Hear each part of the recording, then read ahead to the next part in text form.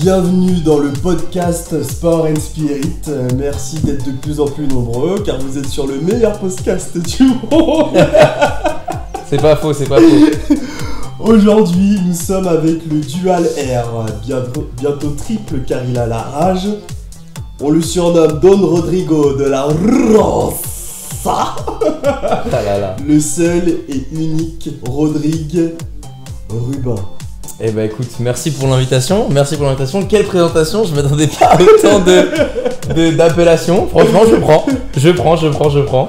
Mais en tout cas, merci pour l'invitation, c'est un plaisir d'être là, mec. Et c'est un plaisir que tu me parles de prendre, parce que justement, il y a une petite vanne et c'est ce dont je te parlais la dernière fois. Ouais. C'est quand tu viens dans le SAS, tu as le droit à... Ah, il y a quelque chose qui se prépare. Et ouais. On m'a dit qu'on me préparait une surprise. Oh là la là, bouteille de jus de citron. Eh ben écoute, franchement, je prends, on est bon. Franchement, un plaisir, fan de Pulco depuis mon plus jeune âge. Donc avec grand plaisir, ça me flatte. Merci beaucoup, mec. De rien. Tu sais comme en général, t'as les gens qui offrent des bouteilles de vin, de tequila, etc. Ouais. Et tu sais que je bois pas. Ouais, j'aurais préféré, mais c'est... Non. Du coup, moi, c'est le jus de citron. Écoute, c'est parfait. Mais tu vois, ça peut dans un cocktail, donc t'inquiète, on n'est pas loin des alcools, c'est bon, tu vois, y a pas de souci. Du coup, oui, tu disais... Enfin, tu disais rien du tout. Non, je te remercie pour l'invitation. Franchement, c'est un vrai plaisir d'être là, c'est trop cool. Et bah ouais, hâte qu'on parle un petit peu, qu'on discute un petit peu. Présente-toi, qui tu es. Bah écoute, voilà, Rodrigue Rubin, 22 ans. Donc voilà, fan de sport, amoureux de sport depuis très longtemps. Et puis ouais voilà, je vis à Paris, je fais ma petite vie, études, SG Sport, alternance à Décathlon. Voilà, je fais mon petit bonhomme de chemin quoi, tranquillement. Ouais, et du coup, moi je vais te balance du coup. Vas-y, balance.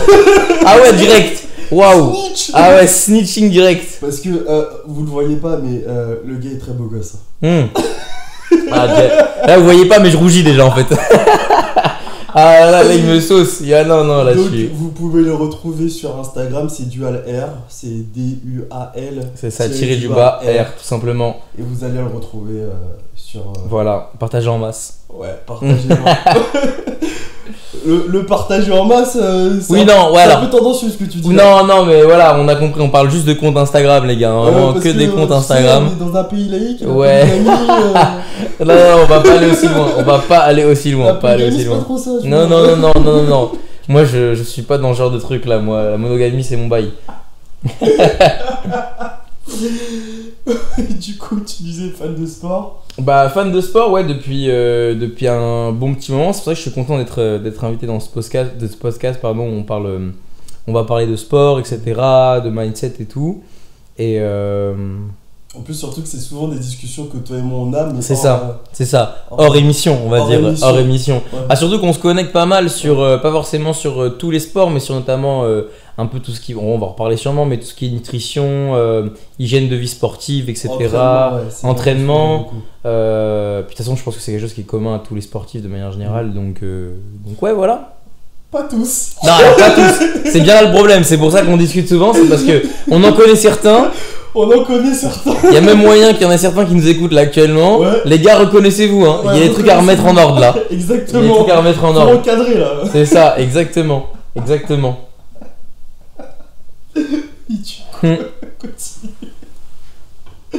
Mais donc voilà, si je devais rentrer un peu plus dans le détail, de manière générale, amoureux de sport. En fait, c'est assez marrant parce que de manière générale, j'ai testé beaucoup de sports. Et pendant un bon moment de ma vie, j'ai eu du mal à m'attacher à un sport. On va dire que j'ai testé quand j'étais plus petit, je faisais du handball, de la gym, de la natation, bien sûr du football, hein, comme tout jeune enfant européen, hein, c'est la base. Voilà, c'est ça, exactement. Je voulais être Zidane, je voulais être tous ces joueurs qui étaient très, très en vogue à l'époque. Et j'ai testé aussi forcément du basket. J'ai testé de la salle de sport, j'ai testé plein de sports, le volley aussi, etc. Judo aussi pour rentrer un peu dans les sports de combat. Donc c'est vrai que j'ai testé pas mal de choses et donc je pense que c'est ça qui m'a quand même donné le goût et la passion pour le sport quand j'étais petit, quoi, tout simplement. Sport. Et tu disais que tu n'avais pas forcément accroché, mais il y a forcément un sport auquel tu as le plus accroché. C'est vrai. Bah écoute, si on rentre direct dans le vif du sujet, moi quand j'étais petit, voilà, donc j'ai pratiqué tous les sports que j'ai énumérés précédemment. Mais on va dire que voilà, je sais pas pourquoi j'aime bien dire ça, mais j'en dire comme tout enfant européen, en fait, je voulais faire du foot, quoi. Je voulais faire du foot, bon, parce que bah, c'est hyper médiatisé, c'est le sport le plus connu, et puis bon, en France, on a quand même une grosse culture du football, que ce soit par les joueurs ou même par le public, etc. Et du coup, moi, j'ai commencé en tant que. Bah, j'ai commencé. Le vrai sport que j'ai pratiqué pendant un bon moment, ça a été le foot, que j'ai pratiqué pendant 4 ans. Et ce qui était assez marrant, c'est que bon, moi je suis arrivé comme pareil, encore une fois, tout enfant européen, je voulais être numéro 9, quoi. Je voulais être le buteur, je voulais être Karim Benzema, ou je voulais être le 10, quoi. Zidane ou Karim Benzema, quoi. Et le problème, c'est que bon, y a beaucoup de concurrence sur ces postes-là. Et quand je suis arrivé à la détection, on m'a dit tiens, ce serait sympa que tu passes au cage. Au début, enfant Rodrigue pas très content, quoi. C'est moins glamour. En plus, je pense qu'à ton époque, c'était moins glamour d'être gardien. Bah, c'est surtout que déjà c'est moins glamour et puis en plus c'est un peu le poste ingrat, quoi. Forcément, ça a pas mal influencé moi, mon expérience du sport. Donc du coup, effectivement, pendant cette détection-là, j'ai été gardien et je me suis pris au jeu. J'ai bien aimé. Et en fait, surtout qu'on m'avait les entraîneurs m'avaient dit comme quoi j'ai des qualités appréciables pour ce poste-là. Donc je me suis dit pourquoi pas. Et c'est vrai que je me suis rendu compte au fur et à mesure de ma pratique que c'est quand même pour moi le poste le plus ingrat en fait au foot, parce que déjà bon, en fait l'erreur n'est pas admissible puisque une erreur pour un gardien c'est but. Ouais, contrairement à il y a très peu de postes en tant que joueur de champ, aller à la limite j'ai envie de dire les défenseurs centraux où oui s'ils font une erreur peut y avoir un but et encore il y a le gardien derrière. C'est ouais, voilà, c'est le gardien. Alors que le gardien quand il fait une erreur c'est but automatiquement. Ouais. Donc en fait l'erreur elle est beaucoup plus visible et elle est beaucoup plus critiquable que juste une erreur de passe ou une erreur de positionnement. Ouais. Et puis ensuite après c'est aussi un poste ingrat parce que bah, t'es un peu seul en fait. Tu fais partie de l'équipe, tu fais partie du 11, mais tu joues pas le même match. T'es un joueur à part. C'est totalement ça. T'es un joueur à part. Totalement. Moi, je sais que par exemple, je jouais avec mon club, dédicace à la Camilienne, hein, le 12. Et ben, je jouais dans mon club, etc. Et quand on gagnait 6-0, bah, genre, bon, déjà, je m'ennuyais, hein, clairement. Et puis en plus, bah, à la fin, bah, oui, on avait gagné, mais je m'étais pas dépensé physiquement. J'avais pas mis de but, j'avais pas fait spécialement de passe amenant une action de but. Donc tu te sens un peu moins intégré en fait. T'as plus l'impression d'être un spectateur plus qu'un acteur du jeu. C'est ça, exactement. C'est totalement ça. T'as vraiment l'impression plus d'être dans l'observation quand le match se passe bien. Bien sûr, à l'inverse, quand le match se passe mal, limite en fait c'était assez marrant parce que quand moi j'étais petit, j'étais content limite quand on perdait.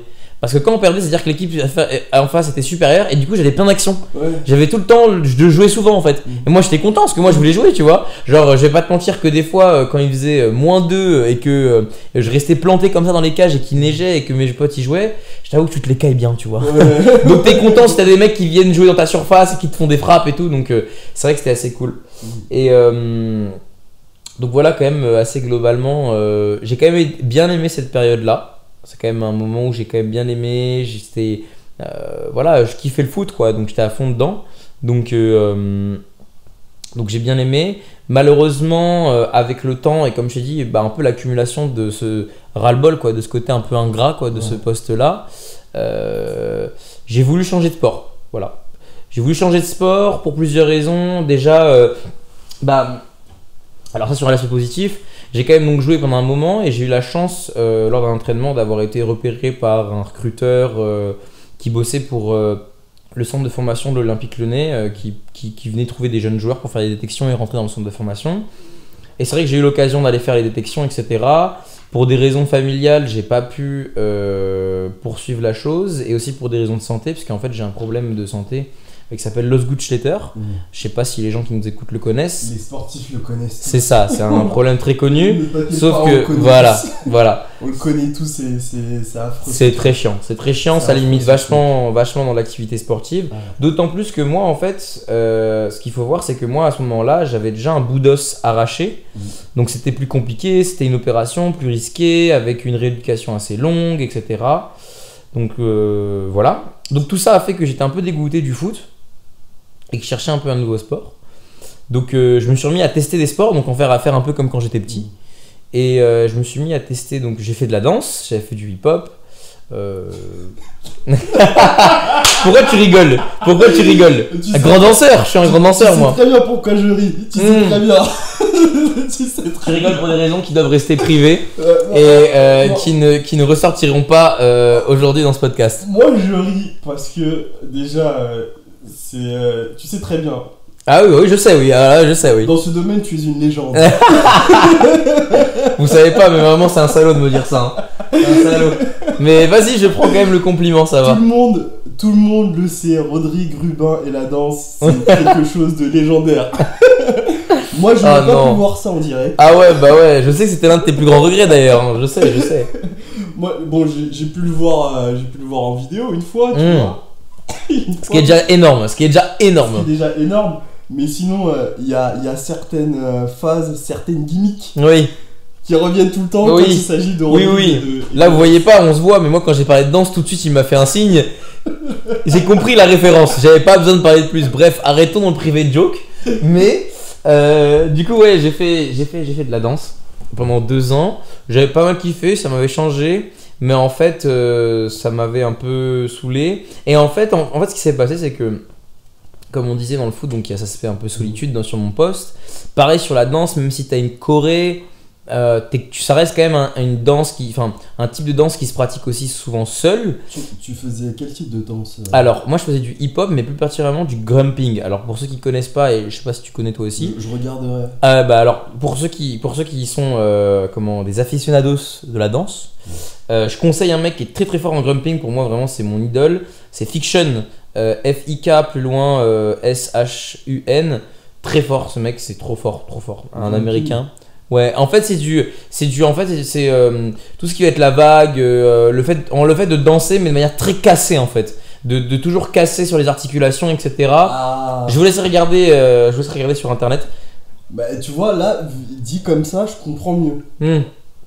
Dit comme ça, là, je comprends mieux. Tu comprends vois. mieux Parce ce que tu as vu, la vidéo. Oh, ouais, bah oui, mais tu sais.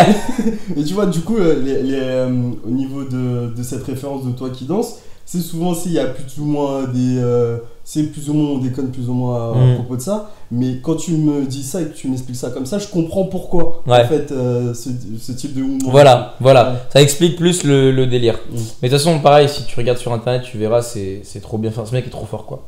Bref, et du coup, ça me plaisait beaucoup. Mais donc, en fait, t'avais encore cet aspect-là de solitude, en fait. Un peu d'être seul, en fait, là-dedans. Et c'est quelque chose qui me manquait de pas faire partie, tu vois, d'une équipe.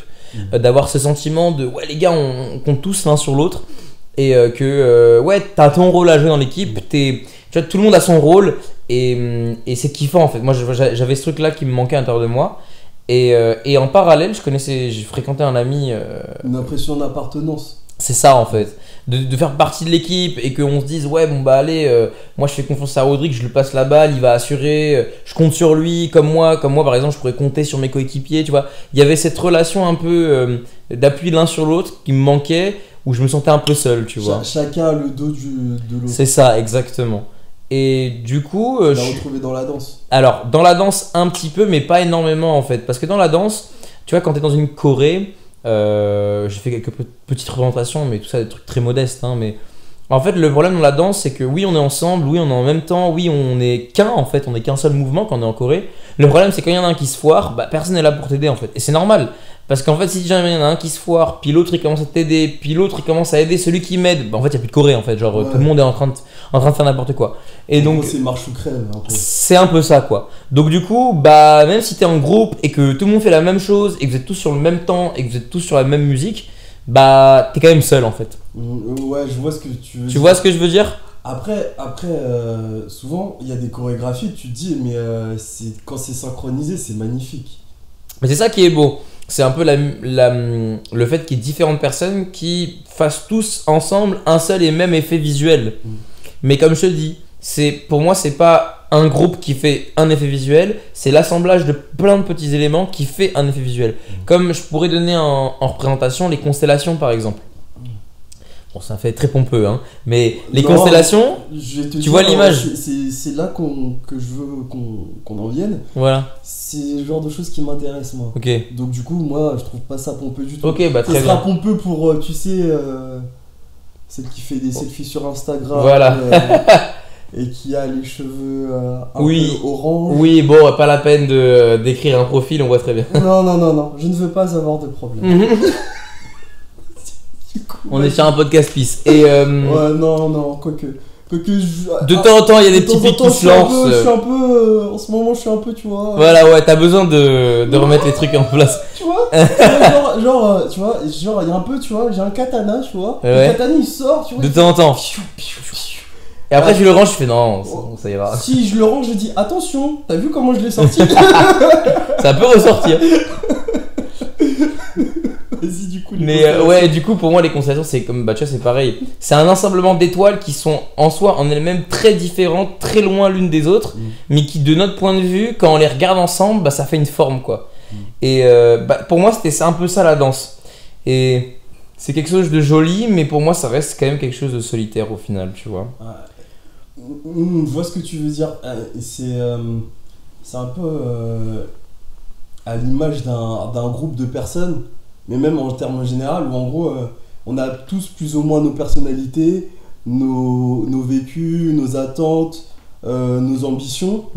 Et en fait, on fait un groupe et en fait, justement, bah, ça fait une constellation Ouais, là, c'est ça. de personnes qui ont peut-être rien à voir entre elles, mais elles arrivent par le biais d'une chose à se retrouver. Ouais, clairement. Clairement. Bah, c'est exactement ça. Et en fait, c'est voilà, la danse, c'est le point commun, ou la choré, entre guillemets, ou la musique, hein, parce que des fois, tu peux avoir dans la choré différents mouvements qui sont pas synchronisés. Par exemple, tu peux scinder le groupe en deux, faire deux chorés différentes qui se complètent, mais qui sont pas les mêmes, mais par contre qui passent toutes les deux sur la musique. Et donc là, le point commun, c'est pas les mouvements, mais la musique. Bref, bon, tu peux trouver plein de choses différentes. Après, tu peux avoir des mecs qui font, par exemple, tu peux avoir ce qu'on appelle un genre j'ai oublié le terme, c'est génial, mais en gros, c'est lorsque, par exemple, une personne ou deux personnes des duos passent, tu vois, si tu veux, chacun leur tour, t'as le reste du groupe derrière qui fait des petits mouvements histoire de créer une ambiance derrière, mais le mouvement principal, c'est les deux qui sont devant. On voit souvent ça, par exemple, dans le break des fois, ou dans le mix de hip-hop break, où en gros, t'as une choré de hip-hop, et d'un coup, boum, t'as le moment solo du duo, où ils sont là, et ils font leur mouvement de break, et puis après, hop, ça repart en groupe, tu vois. Bref, tout ça pour revenir au point que il me manquait cet aspect-là de coéquipier et d'envie, ouais, de compter, bref, d'avoir chacun le dos de l'autre. Et c'est là où en même temps, c'était à la même époque où je découvrais le basket. Et là, ça a été, je pense, bah, clairement ouais, je suis tombé en amour pour ce sport, quoi. Une révélation. Ouais, j'ai adoré. Bon, déjà, moi, de base, je suis très fan du modèle américain, tu sais, avec tous les films, les paysages, le lifestyle, la bouffe, le rap aussi, on va pas se mentir, la musique aussi, hein, parce que, bon, je dis le rap, mais il n'y a pas que le rap, il y a plein d'autres musiques, le jazz, etc. Mais, donc tout ça fait que, forcément, le basket s'inscrivait aussi dans ce lifestyle-là et cette culture-là, donc j'ai adoré, et puis surtout, moi, j'ai aimé le sport en lui-même, quoi. Je trouvais que par rapport au foot, alors, à tous ceux qui sont fans de foot, je ne critique pas, hein, je fais juste une comparaison, et c'est mon avis. Mais ne t'inquiète pas, tu peux même dire ça, ils vont quand même venir te chercher. Foot, c'est de la merde. C'est tous des beaufs. Non, c'est faux. J'avoue, je me suis lâché là. Non, mais en soi. Je pense vraiment. Non, pas du tout, c'est faux, les gars, c'est faux. Je suis fan de foot aussi, j'adore. Mais en gros, moi, ce que je trouvais incroyable avec le basket, c'est que déjà, moi, ce que je trouvais fort au basket, c'est que il y a plus comment dire, tu vois, au basket, en gros, tout le monde va avoir presque sa spécialité en fait. Là où, bah bien, oui, dans une équipe de foot aussi, l'attaquant fait pas la même chose que le défenseur. Mais ça se voit plus. Il y a vraiment des parties, les gens qui vraiment, ils ont une spécialité. Ça, c'est la première chose. Deuxième chose que j'aimais, c'est que peu importe ton physique, c'est un avantage. Peu importe. Alors, ça peut aussi présenter des désavantages. Je vais donner un exemple. Par exemple, on se dit souvent, ouais, les grands au basket. Ouais, mais les grands au basket, en fait, oui, ils sont forts parce qu'ils dominent par leur taille. Mais s'ils savent pas dribbler, s'ils ont pas d'intelligence de jeu, s'ils savent pas contrôler leur corps, ça ne sert à rien. Et même, je pense que, après, c'est peut-être réducteur ce que je dis, mais par exemple, au basket, tu peux faire ta carrière sur une seule qualité. C'est ça. Alors qu'au foot, c'est difficile. Après, ça arrive, hein, il y a des joueurs comme ça au foot. Mais j'ai l'impression que c'est un peu plus difficile de faire une carrière sur une seule qualité. T'as plus besoin d'être complet. Par exemple, après je ne m'y connais pas, mais Par exemple, je suis certain qu'il y a des joueurs de basket, ils font toujours la même Bah, chose. je peux te Tout le donner. monde sait qu'ils vont faire ça, mais ça passe toujours. Bah, je peux te donner un exemple. J'ai 2 joueurs en tête là qui me viennent comme ça. Alors, on entend, je vois ce que tu veux dire quand tu dis une qualité. Les mecs sont quand même des joueurs professionnels, donc c'est-à-dire que Ouais, oui. ils vous prennent sur un terrain, ils vous froissent dans tous les sens, c'est-à-dire en attaque, en défense, en tout ce que tu veux, en vision de jeu. Mais dans un milieu professionnel, par exemple, je pense à 2 joueurs qui ont marqué la NBA, c'est Dikembe Mutombo et voilà, no. Oh, Not in my house, voilà, exactement, t'as la ref, super. Bah voilà, ou alors Bol Bol, qui était un joueur nigérian, si je me trompe pas, qui faisait, je crois, 2 mètres 20, si je me trompe pas, bref, une montagne, enfin, plutôt une échelle, parce qu'il était vraiment très fin, mais en tout cas, ces 2 mecs-là, ils ont vécu par leur défense en fait et par leur dissuasion physique. Ils contraient, je sais pas, ils faisaient 5 à 6 comptes par match, ils prenaient 10 à 20 rebonds par match, mais ils marquaient pas de points. Et donc leur truc, c'était la défense. Et ils ont fait toute leur carrière là-dessus. Et c'est des mecs qui aujourd'hui sont au Hall of Fame, quoi. Je sais pas si tu vois ce que c'est le Hall of Fame. Voilà, bon bah ils sont à ce grand panthéon de tous les joueurs de basket, toutes les légendes. Et pourtant, bah, ils ont pas marqué le basket par leur offense, par leur intelligence de jeu, par leur passe, par leur dribble, tu vois. Mais ils l'ont marqué par une qualité. Une qualité, voilà. Je me souviens de... C'est ça. Et tu vois, là, tu me fais penser à un truc, c'est par rapport au MMA, tu vois, c'est Khabib. Ouais. Je sais pas si je vois très bien, ouais. Un de ses combats. Bah, j'ai vu celui contre McGregor, hein, donc. Et en fait, c'est souvent. Là, en fait, plus je regardais ces combats-là ce matin, mais en fait, toute la journée. Je fais ce que je veux de ma vie. Voilà, ne critiquez pas, ok? Laissez-le vivre comme il veut. Voilà, chill. Et donc, parce que en gros, tu sais, bah, du coup, hier, on a fait un entraînement de lutte. Petite séance lutte, ouais, effectivement. Une première séance de lutte. Ah ouais, j'ai bien vu que c'était ma première, ouais, putain. Et du coup, tu sais, hier, pendant l'entraînement, tu sais, au moment où on faisait le marathon combat, tu vois. Ouais. Tu sais, il y a des moments où en fait j'étais KO, mais j'arrêtais pas. Ouais. En fait, tout ce que je faisais à chaque fois, j'attaquais pas forcément, mais en tout cas j'avançais tout le temps. Et en fait, c'est aussi un peu à ça que je pensais la nuit, cette nuit. Ouais. Je me disais, mais tu sais, Khabib, dans ses combats, est-ce qu'il avance tout le temps, tu vois? Et du coup, je regardais, et en fait, dans ses combats, il avance tout le temps. Il est tout le temps en train d'avancer. Il y a pratiquement, je crois qu'il y a que le combat avec McGregor où parfois il recule, tu vois. Mais sinon, il est tout le temps en train d'avancer. Et lui, tu vois, il a fait sa carrière sur une qualité, c'est sa lutte. C'est sa lutte, ouais. Et il y a plein de gens qui disent oui, lui, il est ennuyeux à voir. Même... Parce qu'il fait que des prises au sol. Exactement. Et c'est pas très spectaculaire. C'est pas esthétique, c'est pas tu vas regarder ça et tu vas dire waouh, trop bien. Ouais. Mais c'est efficace. Il vend pas du rêve, quoi. Ouais, voilà, il vend pas du rêve. De toute façon, lui, il est pas là pour vendre du rêve. Non, il est là pour gagner. Exactement, c'est pas un jeu. Ouais, mais c'est un sportif aussi, tu vois. Ouais, c'est un compétiteur. C'est pas. En plus, les sports de combat, c'est pas un jeu, tu vois. Et le truc, c'est quoi? C'est comment dire? Qu'est-ce que je voulais dire? Ouais, il a fait sa carrière sur une seule qualité.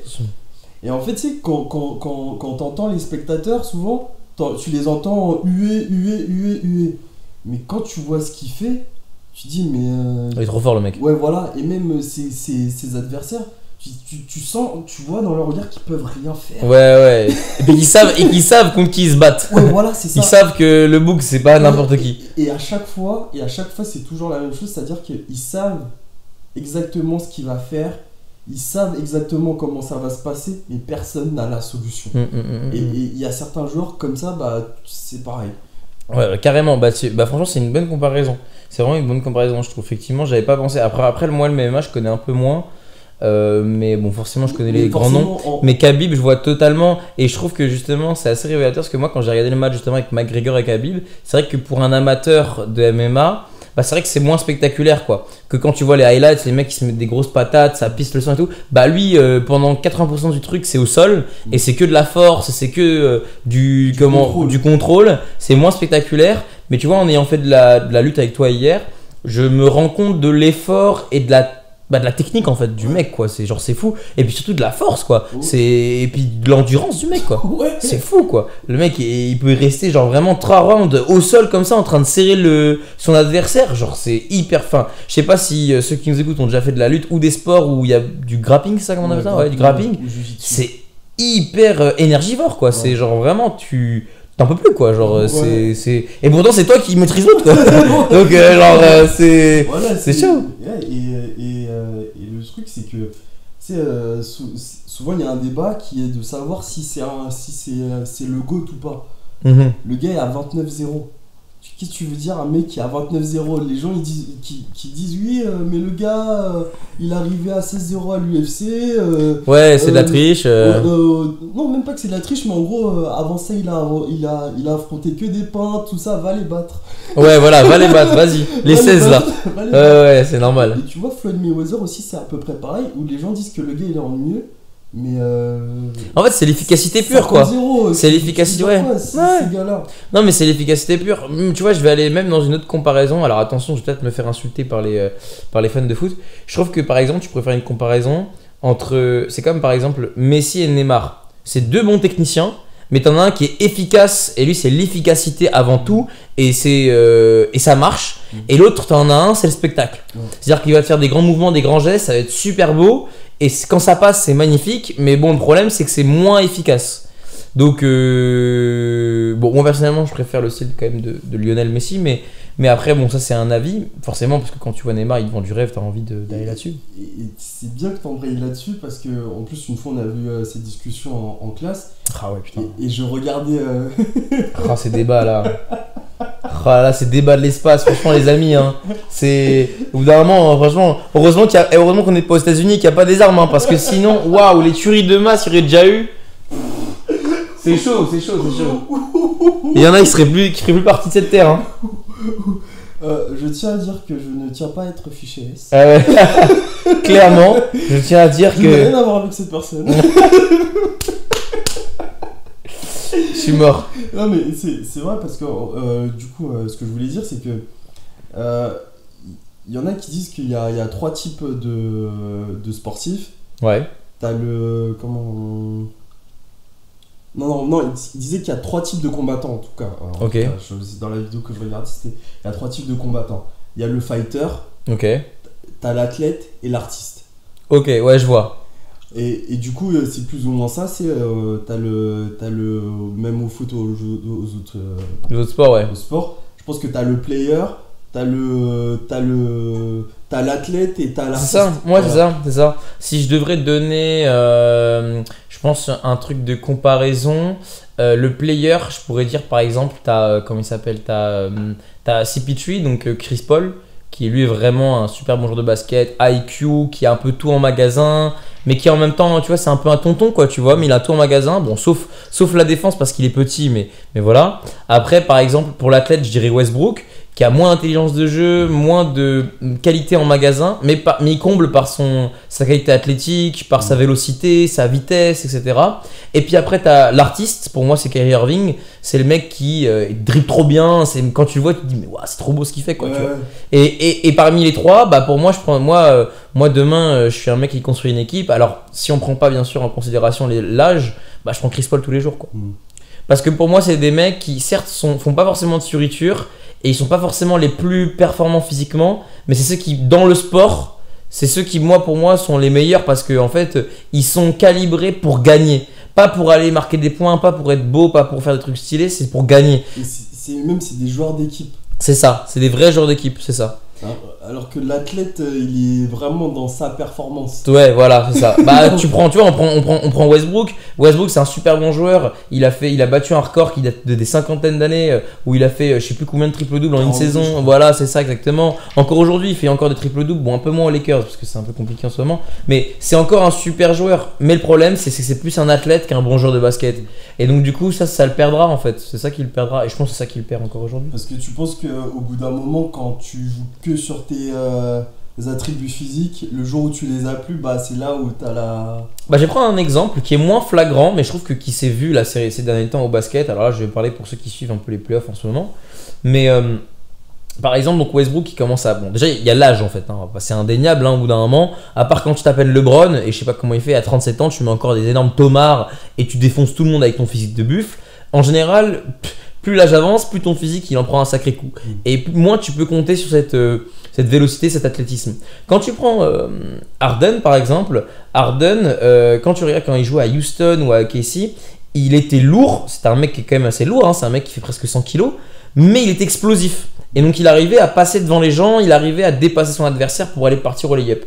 Aujourd'hui, le problème c'est que déjà, son jeu est hyper connu, hein, on connaît qu'il va dribbler entre les jambes, faire son step back, tirer à 3 points, donc les défenses sont adaptées. Mais en plus, avec l'âge, il a perdu cette explosivité-là. Et donc du coup, en fait, il devient un joueur hyper lambda en fait, et très prévisible en fait. Là où avant, il y a 3 ans en arrière, on le catégorisait presque comme le meilleur scoreur all-time, tu vois, parce qu'il mettait 60 points à tous les matchs et qu'il était trop fort, personne n'arrivait à trouver des solutions sur lui, tu vois. Donc c'est pour ça que pour moi, quelqu'un qui vit juste uniquement par son physique, il est voué à mourir en fait au bout d'un moment, tu vois. Il est voué techniquement à mourir. Tu vois. Enfin, à mourir, tranquille, hein, on me met pas entre 4 planches, mais genre sportivement parlant, il est voué à mourir, quoi. Le joueur est voué à mourir. Ah, mais c'est bien parce que je trouve ça très intéressant ce que tu dis, parce que c'est une réflexion que j'avais eue il y a pas très longtemps, mais même sur tout plein de choses. C'est qu'en gros, souvent c'est des gens qui basent tout sur leur physique, mais quand le physique n'est plus là, est-ce que la technique et que t'as pas la technique, comment ça se passe? Comment ça se passe, tu vois, c'est parce que il y a des joueurs par exemple, après tu vas voir. Tu me parles de basket ou tu me parles de tout en manière générale? De manière générale, je parle de sport, c'est. Ouais, bien sûr. On parle de vie. Non, mais sport, tu connais, là, j'étais parti là déjà sur Houston et tout. Direct. T'es parti sur Houston. Ouais, non, mais j'étais parti sur Houston, je veux dire sur Houston Rockets, tout ça avec James Harden et tout. Oh, ouais, t'inquiète pas. De toute manière. Je sais que tu es sur Houston. Ouais, voilà, c'est ça, exactement. Exactement, je suis sur Houston actuellement.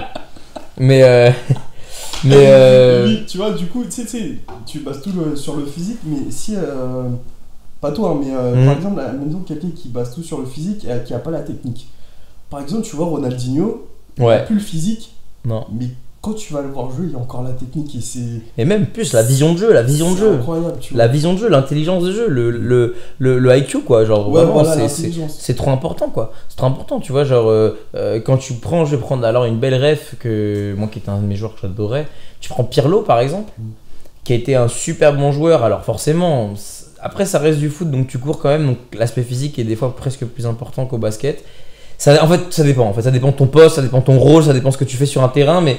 Pirlo, c'était un milieu central MDC. Bon, t'as quand même besoin d'un peu courir. Donc, c'est vrai que sur la fin de sa carrière, il manquait un peu de vitesse. Mais comme c'était un mec super intelligent, avec une bonne frappe, des bonnes qualités de passe, il arrivait toujours à être impactant.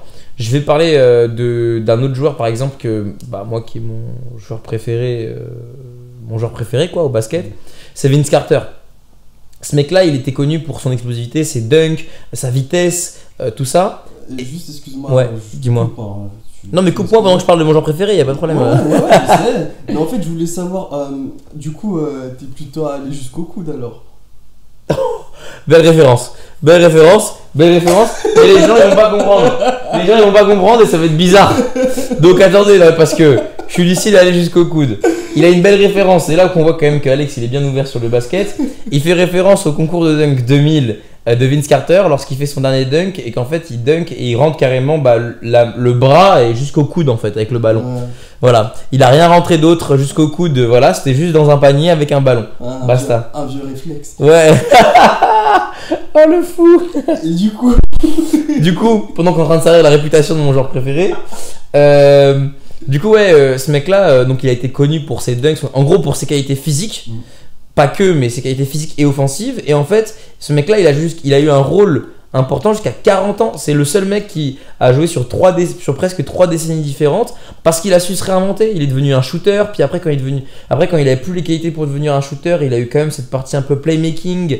Playmaking et puis conseil d'un ancien, un peu le tonton du vestiaire, tu vois.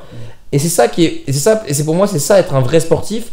C'est toujours savoir apporter un plus. Toujours avoir un rôle impactant, même si tu perds tes qualités physiques, même si ton corps, il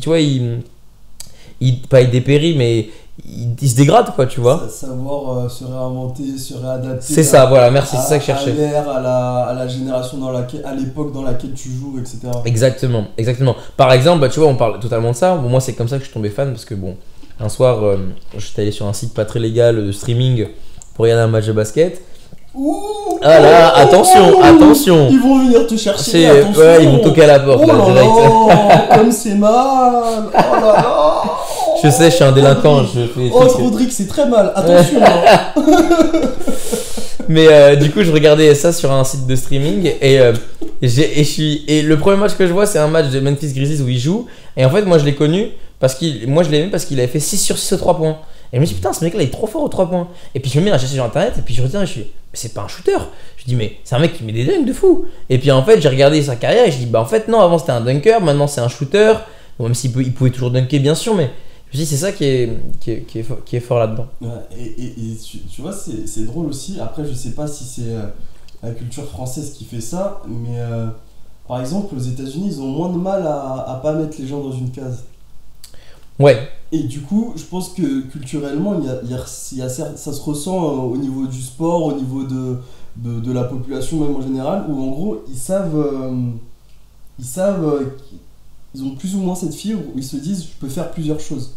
bah alors moi je trouve qu'il y a une nuance là-dedans parce que je trouve que justement, alors je parle encore du basket, mais je trouve qu'au basket, si t'as pas une spécialité, tu seras rien. Par contre, ce qui est bien, contrairement au foot, enfin pas au foot, mais je veux dire à l'esprit un peu plus européen, c'est que l'esprit européen, mettons t'es un passeur, tu seras un passeur jusqu'à la fin de tes jours. Par contre, aux États-Unis, je trouve que bah, t'es un passeur, bah si tu sais te réinventer, que tu prouves à ton coach, à l'équipe, etc., que t'arrives à développer cette qualité-là et donc du coup à changer de rôle, pas de soucis, change de rôle. Mais juste, faut que t'aies un rôle, quoi. C'est le plus important, faut que t'aies un rôle. Mais tu peux en changer, mais il faut que t'en aies un. Et c'est là où je suis d'accord avec toi, c'est que il y a moins ce côté, je dirais pas rangé dans une case, mais étiquette, tu vois, genre en mode, bon bah lui il est classé comme ça et basta, tu vois. Genre il pourra rien faire d'autre, tu vois. Alors c'est pas une généralité, mais je trouve que c'est souvent dans ce cas-là. Et c'est pour ça que pour revenir à notre sujet de base initialement, c'est pour ça que ce que j'aimais au basket, c'est que t'as forcément, peu importe sur quel point t'es bon ou sur quel type de physique tu as, t'auras un avantage. T'es petit, tu seras rapide. T'es pas très rapide, t'es un peu lourd. Ouais, bah tu seras bon pour pousser les gens. Je veux dire, t'as une bonne vision de jeu, bah très bien, t'as une bonne vision de jeu, tu pourras faire des bonnes passes. Tu vois, enfin, t'auras tout le temps. Alors que par exemple, j'ai envie de te dire, par exemple, j'oppose souvent le foot et le basket. Mais par exemple, le foot, bah globalement, la plupart des joueurs ils se ressemblent quoi, physiquement. Globalement. Quand tu regardes quand même que l'un des joueurs les plus forts et les plus connus actuellement et de notre époque, c'est Messi, bah c'est quand même l'un des joueurs à qui on a refusé d'intégrer des centres de formation parce qu'il était trop petit, parce que machin, et pourtant c'est l'un des plus grands talents de notre temps et peut-être même de l'histoire du foot. Donc c'est là où je trouve que c'est des fois un peu limitant le foot là-dessus, tu vois, mais et que j'ai choisi le basket. Parce qu'il y a la culture du physique, tu veux dire. C'est ça. Ouais, on cherche plus l'athlète plutôt que le talent, que l'artiste. Et même souvent, après, aussi, c'est quelque chose. Avec le temps, j'arrive aussi à comprendre. C'est que parfois aussi, t'as des entraîneurs ou des clubs. En fait, on leur laisse pas le temps de laisser les artistes faire. Ouais. Tu vois, en gros, comment dire. Je pense que parfois il y a des entraîneurs, ils ont envie de mettre le plus beau jeu en place possible, mais ils sont dans une quête du résultat. Et le résultat, en fait, bah, t'as pas le temps de. faut être pragmatique. Ouais, c'est ça. Pragmatique. Ouais. Et t'as pas le. Après, c'est une histoire de romance aussi, genre avec les artistes, tu vois. Parce que l'artiste, celui qui joue bien, celui qui te fait vibrer, tu t'en souviens encore. Genre, ouais, tu t'en souviendras pendant longtemps, quoi. C'est genre de joueurs que tu as envie de, même après à tes enfants, tu veux leur faire découvrir. Hey, tu sais. Ça marque une génération. Ouais, voilà, tu sais, à mon époque, il y avait lui, tu vois. Bah ouais, bah moi je trouve le mec qui est enfin, moi je trouve le mec qui est le plus parlant, par exemple, dans ce profil-là et qui est français, c'est Zidane, quoi. Je veux dire, Zidane, c'est un mec que moi, par exemple, moi, tu vois, étant né en 99, je l'ai connu sur sa fin de carrière, j'étais fan.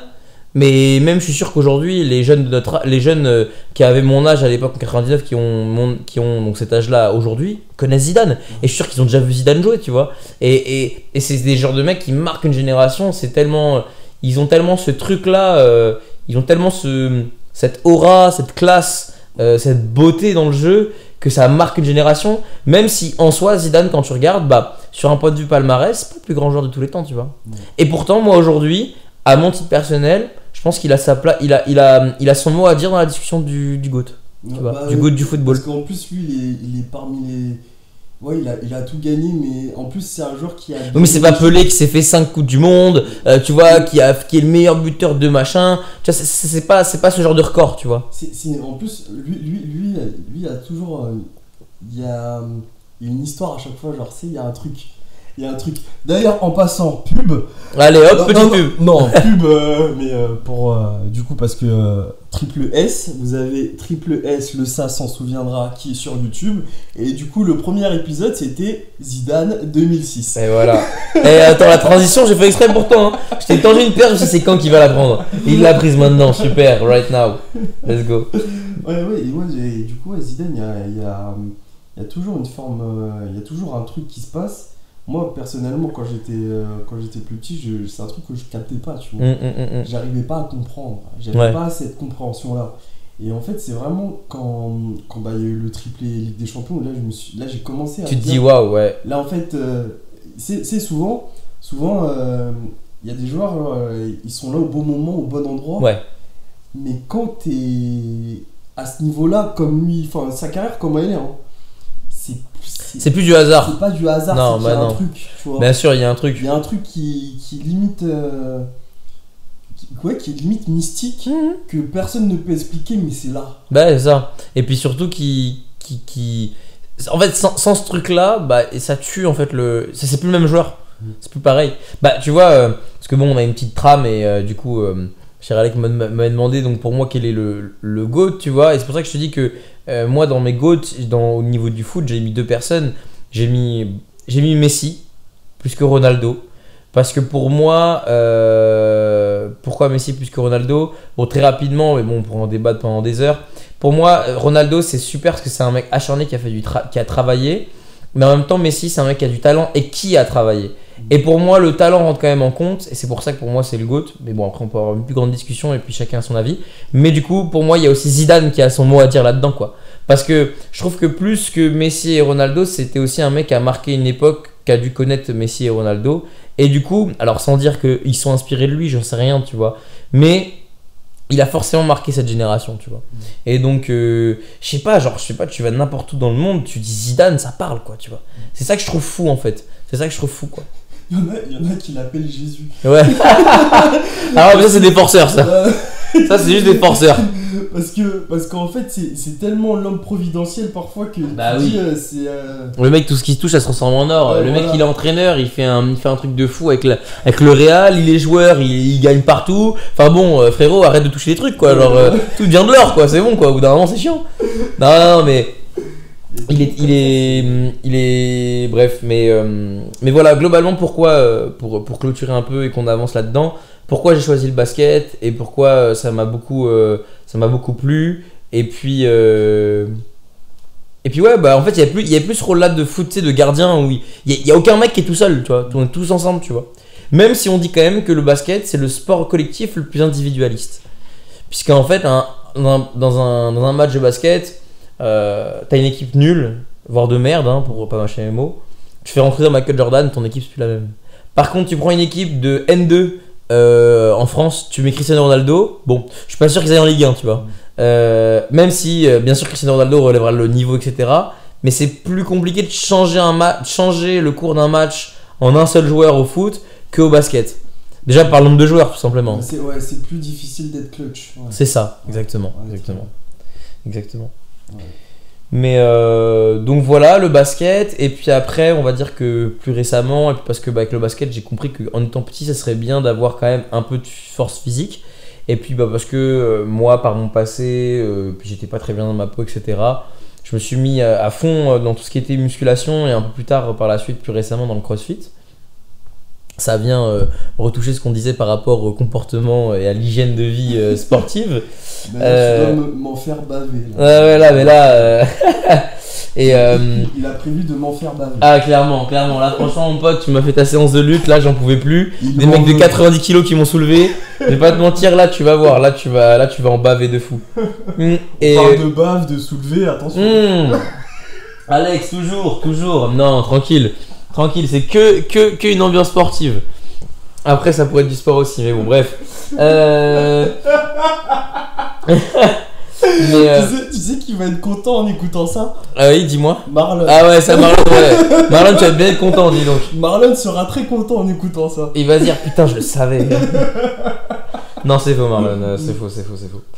Mais du coup, ouais, je me suis pas mal pris d'attache pour ce truc-là. Bon, bah déjà parce que ça me faisait bien au moral de changer de physique, de voir que...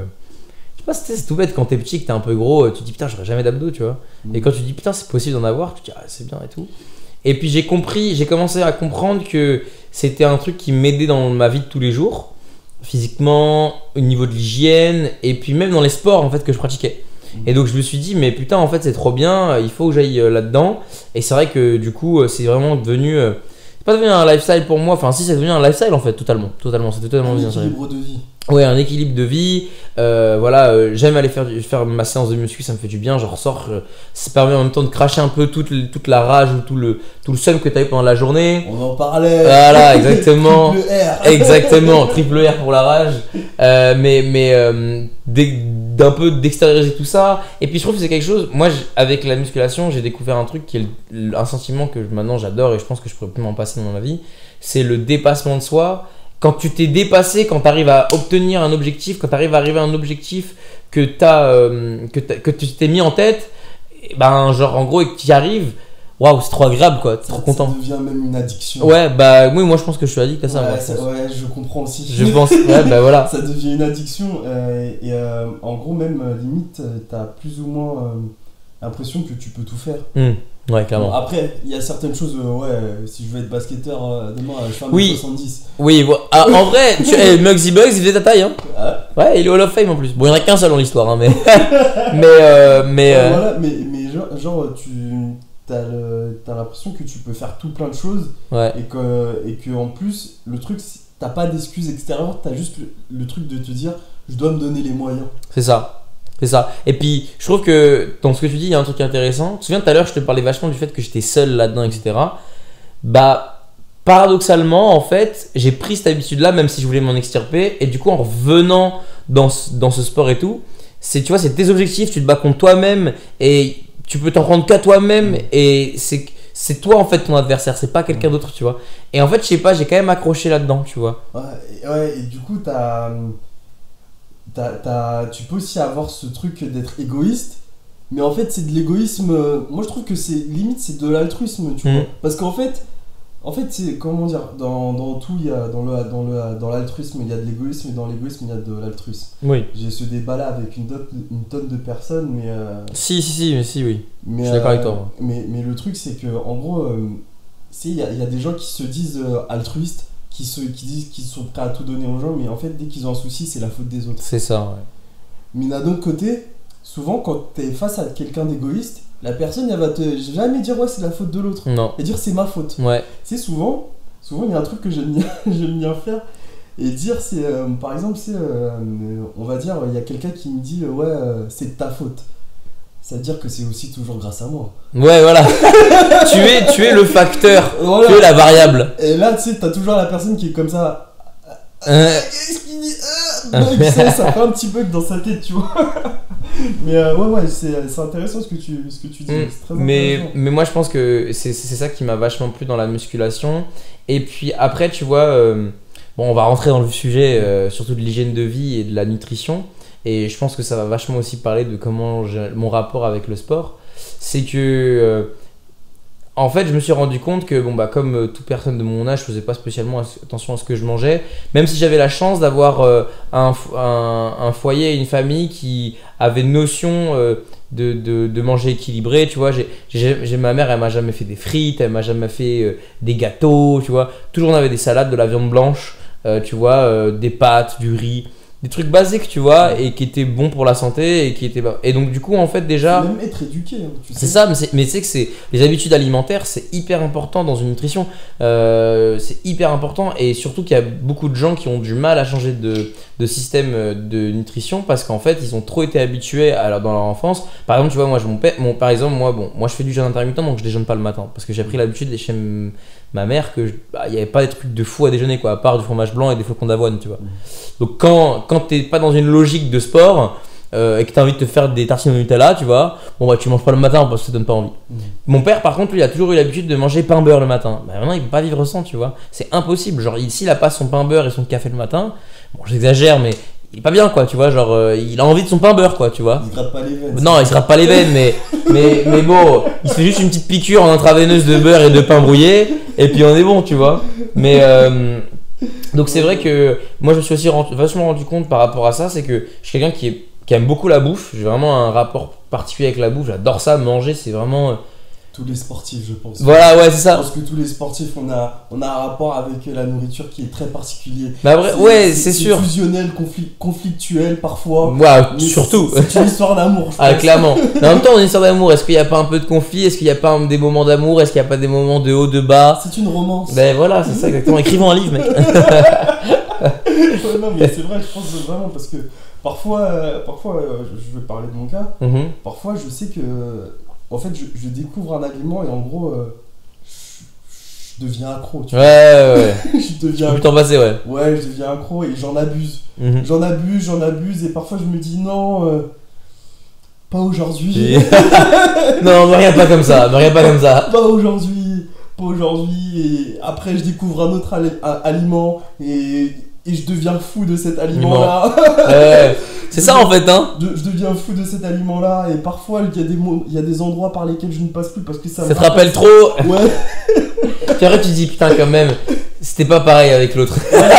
Et ensuite je réessaye. Je suis mort. Je réessaye avec cet aliment-là et je me dis mais en fait c'était toi. Ah, le passé. La nostalgie. Ouais, voilà. Et au final, bah, je teste. Je suis un testeur. Mais voilà, c'est ça. Mais moi aussi, je suis ouvert à tout type d'expérience culinaire. Moi, je suis ouvert, tu vois. Ouais. Et du coup, effectivement, moi, j'avais ce rapport-là un peu particulier avec la bouffe. Et du coup, je me suis vachement rendu compte que ce qui est burger, fast-food, etc. Ok, c'est bon, c'est sympa. Mais quand tu t'en tapes 4 dans la semaine, bah, il aura jamais la même saveur que si tu t'en tapais 1 dans la semaine.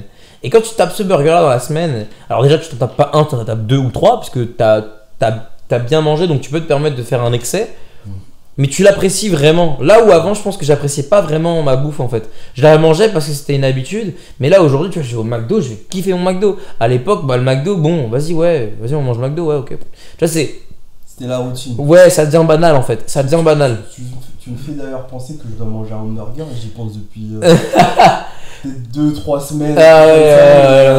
On a un emploi du temps de cheat meal. Hein, ouais, grave. Mais tu sais que l'année dernière, j'ai eu un emploi du temps où en gros, il fallait que je cale une pizza. Ouais. Bon, après, je vais manger la pizza. Il fallait qu'il cale une pizza. En fait, c'est un rendez-vous, quoi. Genre, vraiment. Vraiment, c'est un rendez-vous. Oui, j'avoue que tu marques un point. Vraiment, c'est un rendez-vous. Le cheat meal, c'est un rendez-vous. C'est un rendez-vous. Et ouais. Mais aussi, du coup, tu sais, moi, c'est un peu ma théorie à ce sujet.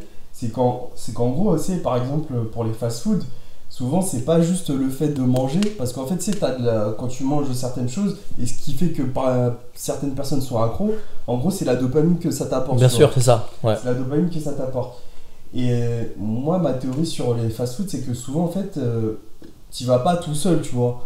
La plupart des gens, même les premiers souvenirs qu'ils ont, c'est ils y vont pas tout seul, et en fait, t'as ce sentiment cette impression de t'es avec des gens, tu passes un beau moment, c'est convivial, c'est le moment avant de s'appeler est-ce que tu vas aller au McDo, est-ce que sur le chemin... C'est un moment de rencontre. Ouais, voilà, toute l'expérience qu'il y a et tous les moments qui sont passés en fait autour d'eux. Plus que le fait de manger là-bas. Ah ouais, je pense que c'est plus ça, tu vois. Oui, en fait, limite, si ça dérangerait personne, on mangerait 2 bouts de salade au bout d'un vieux bout de table, bah ça serait pareil. Ouais. En fait, c'est le fait de se retrouver. Et là, tu touches un sujet, je trouve, hyper important qu'avec la nutrition, puisqu'en fait, moi, je pense que de toute façon, on a tous eu à faire face à ça. Si on faisait attention à ce qu'on mange, je pense que tu l'as vécu aussi. Faire attention à ce que tu manges quand tu es tout seul et quand tu es chez toi et quand tu fais ta bouffe et tes œufs et ton riz, c'est pas difficile en soi. C'est un peu compliqué, mais une fois que tu prends l'habitude et que ça rentre dans ta routine, ça va.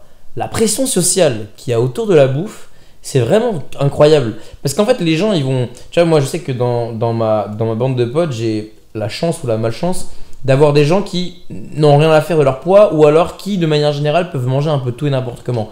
Si vous, je sais pas si y en a, voilà, ça attire direct. Je sais pas s'il y en a qui se reconnaissent, mais vraiment, je vous déteste tous ceux qui mangent des bonbons et vous gagnez des abdos. Vraiment, donnez-moi votre recette, les gars, parce que vraiment, moi, je peux pas, genre. Bah, en fait, la recette, je pense qu'il y en a certains qui la trouvent sur le dark web, si Ouais. ça fait les stéroïdes. Et il y en a une autre, et ils font vomir aussi, ça marche aussi. Moi aussi, mais tu sais que j'en soupçonne beaucoup. Tu sais que je soupçonne beaucoup de femmes.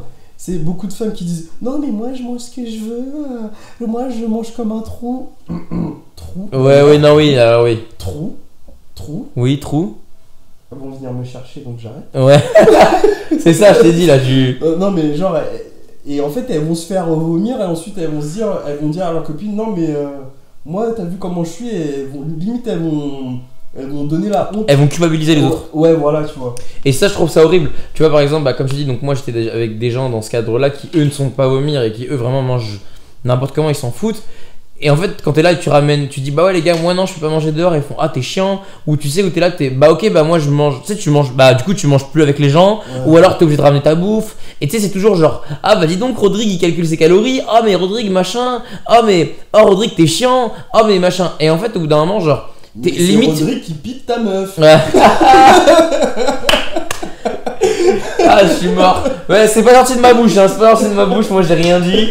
J'ai rien dit. Non, mais tu dis ça, mais tu rigoles. Mais s'il y en a certains, au final, c'est ce qui se passe. Bah, c'est ça, c'est ça. Et puis surtout que tu vois, genre, c'est là où tu. En fait, c'est surtout que des fois, t'en arrives presque à te dire, bah ouais, j'avoue, je suis pas cool. Alors qu'en fait, non. En fait, limite, c'est très. En fait, j'ai compris ça surtout parce que je vois la différence avant. Moi, je connaissais des gens qui faisaient de la muscu et moi, je mangeais n'importe comment. Et j'étais à l'époque, genre, mais non, mais allez, c'est bon, viens. En fait, les gens font ça pour je trouve, hein, pour se déculpabiliser de leur flemmardise ou de leur manque de sérieux à ce niveau-là. Ouais. Et donc, du coup, ils se disent, ok, mais si moi, je lui nique sa diète, bah, je m'en fous de niquer la mienne, parce que comme ça, on est tous les deux niqués. Comme ça, il n'y en a pas un au-dessus de l'autre.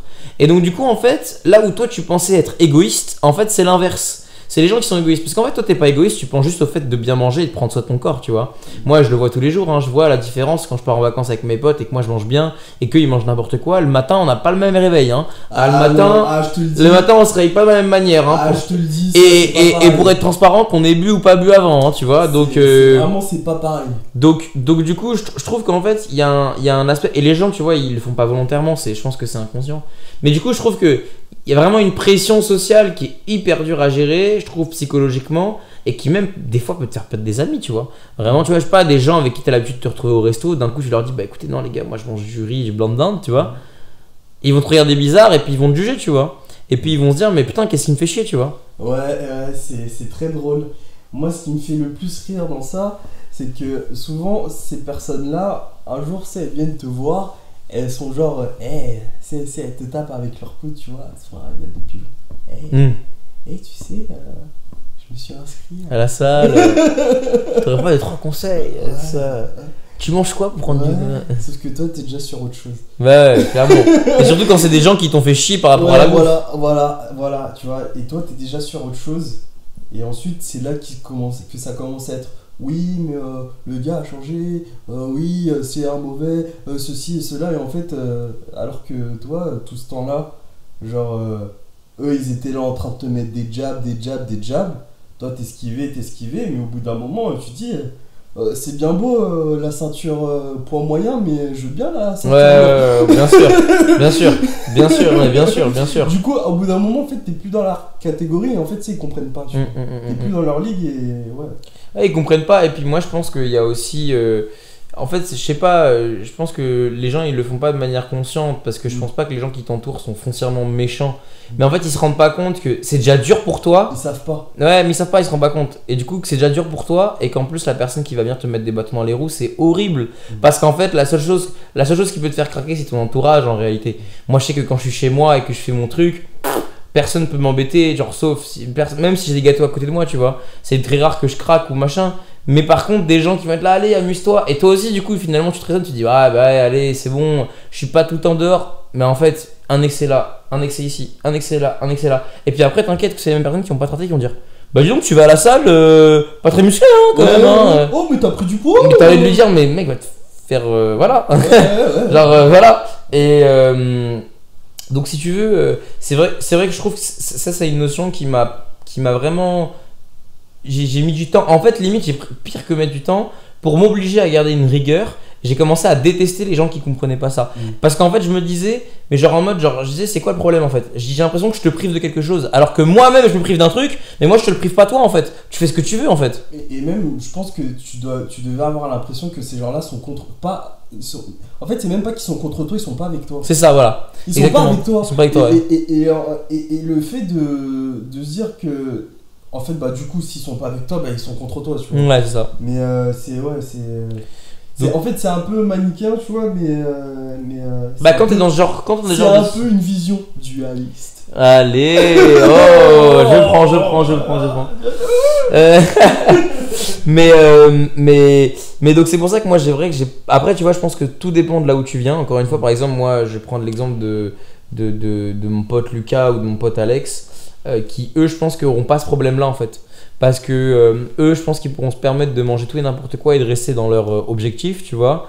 Parce que eux, leur but, ça va être de prendre de la masse, tu vois. Moi, je viens d'un truc où bah, déjà, j'étais pas bien dans ma peau. J'avais tendance quand même à grignoter.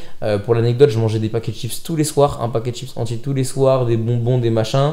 Et puis, bah, j'étais pas bien dans ma peau. J'étais pas énorme, mais j'avais un peu de poids. Donc, c'est vrai que déjà, t'as du mal. C'est plus dur de partir de là, tu vois. Plutôt que de partir du profil très sec, où certes, t'es un peu fin, mais au moins, t'as pas de gras, quoi, tu vois. Donc voilà. Mais sinon, en tout cas, ouais, j'ai vraiment apprécié ce sport pour tout le lifestyle que ça apporte, toute l'hygiène, je trouve ça t'amène une rigueur aussi, ça t'amène une organisation, une discipline, et puis un côté logique aussi. c'est ça, ouais. Et puis ça, en fait, je trouve que ça t'évite vachement de t'éparpiller dans d'autres trucs.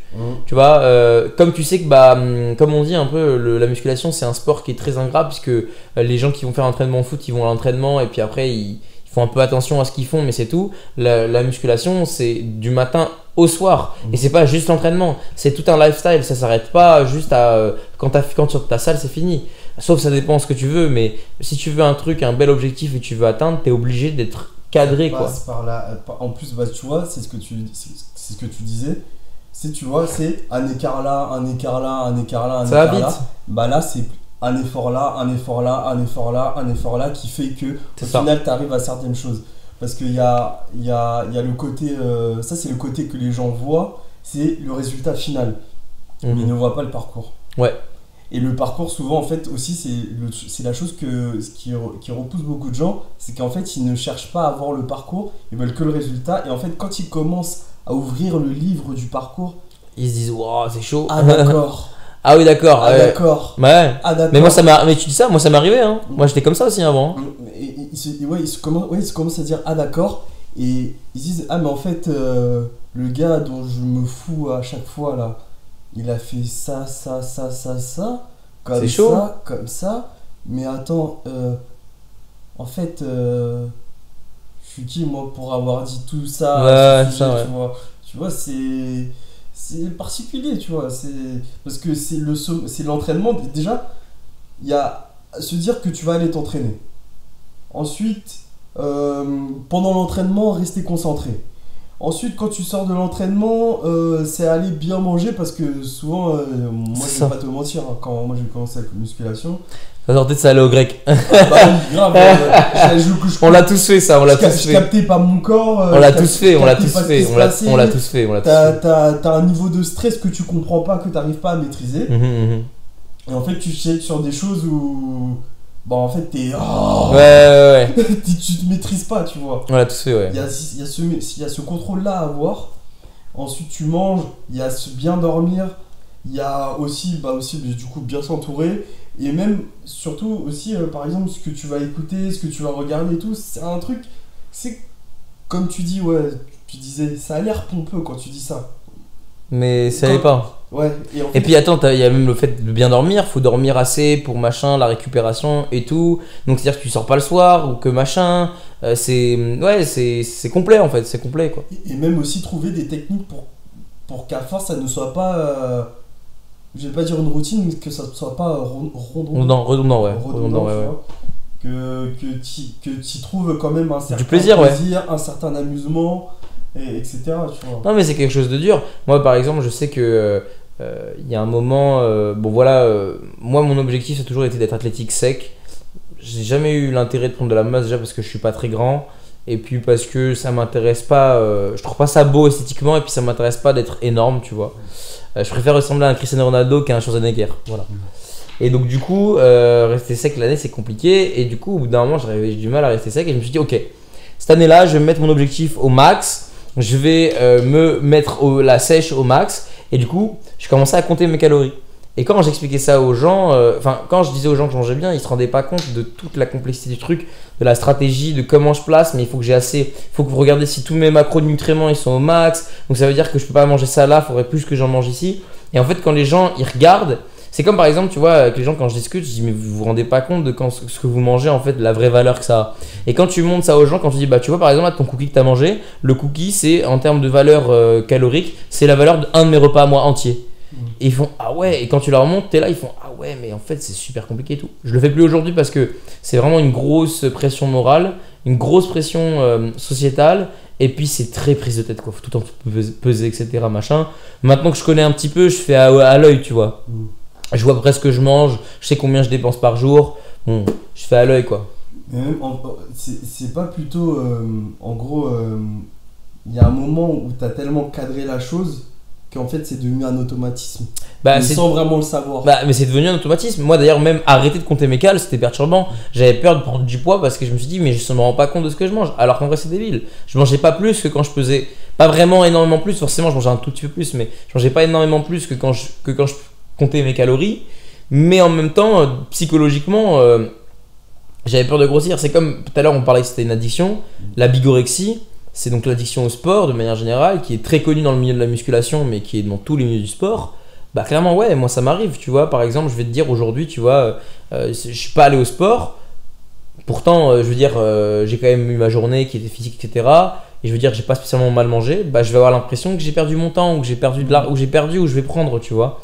Et parce qu'il y a ce côté, je pense, je sais pas si c'est ça, mais je pense qu'il y a ce côté où tu te dis j'aurais pu à faire ce que j'ai pas fait. Voilà, par exemple ce matin j'ai pu me lever et y aller alors que j'ai dormi, tu vois. Et en gros ça retarde le chemin qu'il y a entre toi maintenant et ce que tu veux devenir. C'est ça. C'est ça. Et puis surtout, tu te dis aussi des fois, tu te dis putain, mais je suis con. Genre par exemple, juste une question d'organisation, tu te dis tiens, je vais me faire chier à y aller dimanche matin après ma soirée du samedi soir, alors qu'en fait là, j'aurais pu y aller mardi matin juste avant le taf et ça m'aurait pas demandé un effort de fou, tu vois. Donc il y a tout. C'est là où je trouve que la musculation, en fait, pour moi, tous les sports en dehors de la musculation, il y a un gros aspect psychologique qui est l'aspect compétitif. Bah en gros, pour moi la musculation, cet esprit compétitif, il n'existe pas vraiment. C'est plus tout cet aspect sociétal. Alors il existe bien sûr à un certain niveau, mais quand on fait un niveau tel que le nôtre, je trouve que l'aspect compétitif, il laisse un peu place à toute cette pression morale et psychologique, je trouve. Ouais, mais il y a aussi cet esprit compétitif par rapport au toi d'hier. Voilà, c'est ça. Par contre, voilà. Alors moi, quand j'entends compétitif, c'est toi face à quelqu'un. Ouais. Pour moi, genre vraiment voilà, tu vois, voilà, c'est ça exactement. Vraiment l'adversité. Pour moi, se battre contre soi, c'est pas vraiment. C'est de la compétition, mais pas vraiment non plus, parce qu'en fait, en réalité, tu te bats. Tu vois, tu te bats contre toi-même, tu vois. Genre, il y a pas quelqu'un qui va essayer de faire mieux. Enfin, il y a pas quelqu'un qui va. Tu vas pas regarder un résultat et dire ah bah tiens, lui, il a fait mieux que moi, faut que je le batte. Tu dis non, faut que je fasse mieux que ce que j'ai fait la dernière fois. Et donc du coup, ça dépend de toi et pas de l'autre. Ah ouais, et le fait de pas faire certaines séances, quand tu arrives à faire certaines choses, tu te dis ah mais j'aurais pu le faire avant. Non seulement moi ça m'est déjà arrivé, je me suis dit j'aurais pu le faire avant, et en plus de ça, ça veut dire que le step d'après, bah en fait je l'ai retardé quelque C'est ça, ouais. Mais en fait t'as perdu du temps en fait presque. Ouais, voilà, ouais, c'est ce que je me disais. Mais aussi parfois je me dis que le repos ça fait partie du travail. Bien sûr, parfois, parce que bien sûr. Tu peux vite tomber dans le côté maladif. Ouais, côté maladif, et côté où en gros t'es tellement acharné qu'en fait tu t'oublies toi. Ouais. Non mais c'est vrai, t'as raison. Tu t'oublies toi. T'as raison. Et du coup t'enlèves ce côté un peu humain et puis même le côté plaisir limite, tu vois. Moi je sais, ça répond à la question entre guillemets, quel est mon rapport avec le sport. Je pense qu'au bout d'un moment j'ai un rapport un peu maladif où la salle, le basket, ça, il fallait que je le fasse. Maintenant j'y vois plus comme du plaisir, tu vois. Même si je pense que j'ai toujours un rapport maladif parce que pour ceux qui écouté tout à l'heure, on parlait donc de la séance de lutte. Bon, je suis blessé au talon en ce moment, donc j'ai pas pu le faire. Mais si je n'étais pas blessé, j'aurais fait le matin salle, après-midi basket, et puis le soir lutte. Bon, je me serais fait encore plus exploser à la lutte parce que j'aurais été mort. Mais c'était mon envie en fait, parce que j'aime pratiquer du sport, mais en même temps il y a un côté un peu maladif. Tu te dis wow, frérot, t'as fait 3 sports dans le même jour, genre t'es un taré ou quoi, genre repose-toi mec, genre je sais pas, au bout d'un moment prends-toi une pause, tu vois. Mais, Donc est-ce qu'il y a aussi ce côté de kiff de te dire ah j'ai fait un marathon genre. Ouais, c'est ça, c'est mon kiff de me dire en une journée j'ai fait 3 expériences sportives différentes qui m'ont apporté des émotions différentes, et c'est trop stylé, tu vois. Le muscu c'était moi contre moi-même, je soulève des poids, j'en chie et tout. Le basket c'est comment on va niquer l'adversaire et on va réussir à le niquer en beauté ou machin et tout. Et la lutte c'est comment je vais éviter de pas trop me faire soulever, tu vois. et c'est trop plaisant en fait, parce que à chaque fois t'as des objectifs différents avec des sensations différentes. Et puis ouais, moi je m'amuse, tu vois. Tu dois t'adapter à chaque fois. C'est ça, moi je m'amuse, tu vois. Je m'amuse et je kiffe le fait de sentir que ok, c'est moi et mon corps que j'utilise dans une pratique, et genre et c'est genre comme mon outil, tu vois, c'est mon outil, tu vois, genre. C'est vrai que le corps est l'outil. D'ailleurs, on va en venir à là. C'est que t'as pas aussi l'impression d'être dans un jeu vidéo en gros. Oui, d'XP en fait. Ouais. Tu gagnes de l'XP, ouais. Tu gagnes des skills, genre. En GTRP, en gros. Tu gagnes des points de compétence, frérot. Points de compétence, bim, j'augmente ma vie ou j'augmente ma résistance aux balles. Voilà, tu joues plus à la play, mais en gros, c'est toi le jeu. C'est ça, ouais. C'est un peu le VR dans la vraie vie, quoi, tu vois. C'est ça, tu vois. Et c'est ça qui est kiffant. Tu vois, t'es là, je vais prendre encore un exemple le basket, t'es là, t'arrives, tu shootes, t'arrives pas. Et puis au bout d'un moment, tu comprends un peu la mécanique, t'arrives à shooter, puis là, tu rentres tes shoots, et puis là, tu dis, waouh, trop bien et tout, puis t'as envie d'apprendre autre chose, et c'est là qui est trop bien, tu vois. Et c'est ça qui est trop bien, parce qu'à la fin, après, t'es là, tu te dis, putain, il y a 2 mois, je suis arrivé, je savais rien faire, et là, je peux froisser des gens sur des terrains, tu vois. Ouais. C'est trop bien. Donc c'est vrai que moi, c'est ce rapport-là que j'ai avec le sport, c'est le fait de la progression. L'idée de progression. Ouais. L'idée de progression, et puis l'idée de s'amuser et de se dépenser, quoi. Ouais. Quand t'as fini ton sport, t'es mort, t'es là, tu fais. T'es rempli de dopamine, t'as kiffé, et puis tu te dis je vais rentrer, je vais bien manger, et puis même si je mange un peu mal, en vrai je le mérite, tu vois, j'ai fait vraiment du sport. Tu sais, t'as pas cette culpabilité de te dire putain, aujourd'hui j'ai rien branlé, j'ai pas bougé mon cul d'une chaise, tu vois, t'as pas ce remords là, tu vois. Mais tu sais que de plus en plus je suis à l'aise avec ça. Ah ouais? C'est-à-dire je suis à l'aise avec le fait de rien faire. Ouais, mais c'est parce que nous c'est différent, on est légitime à voilà, pas trop. Mais t'es légitime à te poser la. Je suis mort. Non, mais tu sais, j'ai plus ce mal. C'est parfois, c'est. Bon, après, je vais pas te mentir, il y a toujours ce petit truc qui me dit, ouais, quand je fais rien, t'as rien fait. Ouais, moi aussi, ouais. Mais des fois, c'est bien. Tranquille. Parce que, en fait, je me dis que ça fait partie du travail aussi.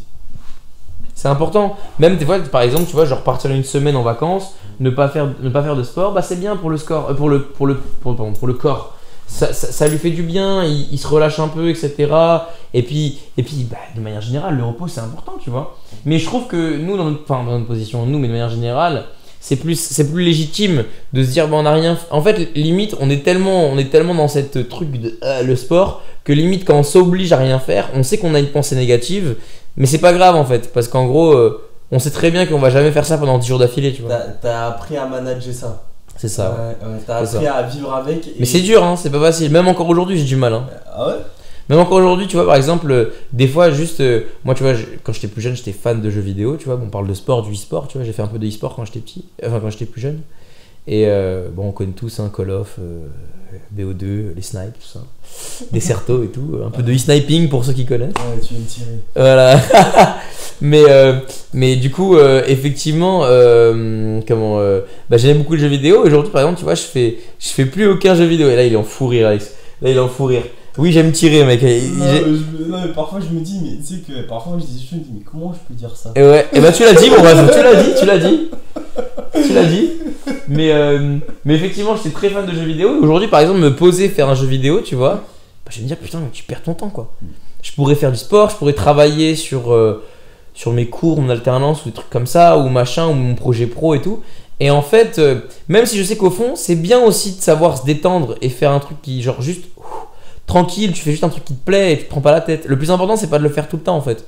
Mais c'est vrai que tu t'es tellement trituré l'esprit, tu t'es tellement dit non, je le ferai pas, c'est pas bon.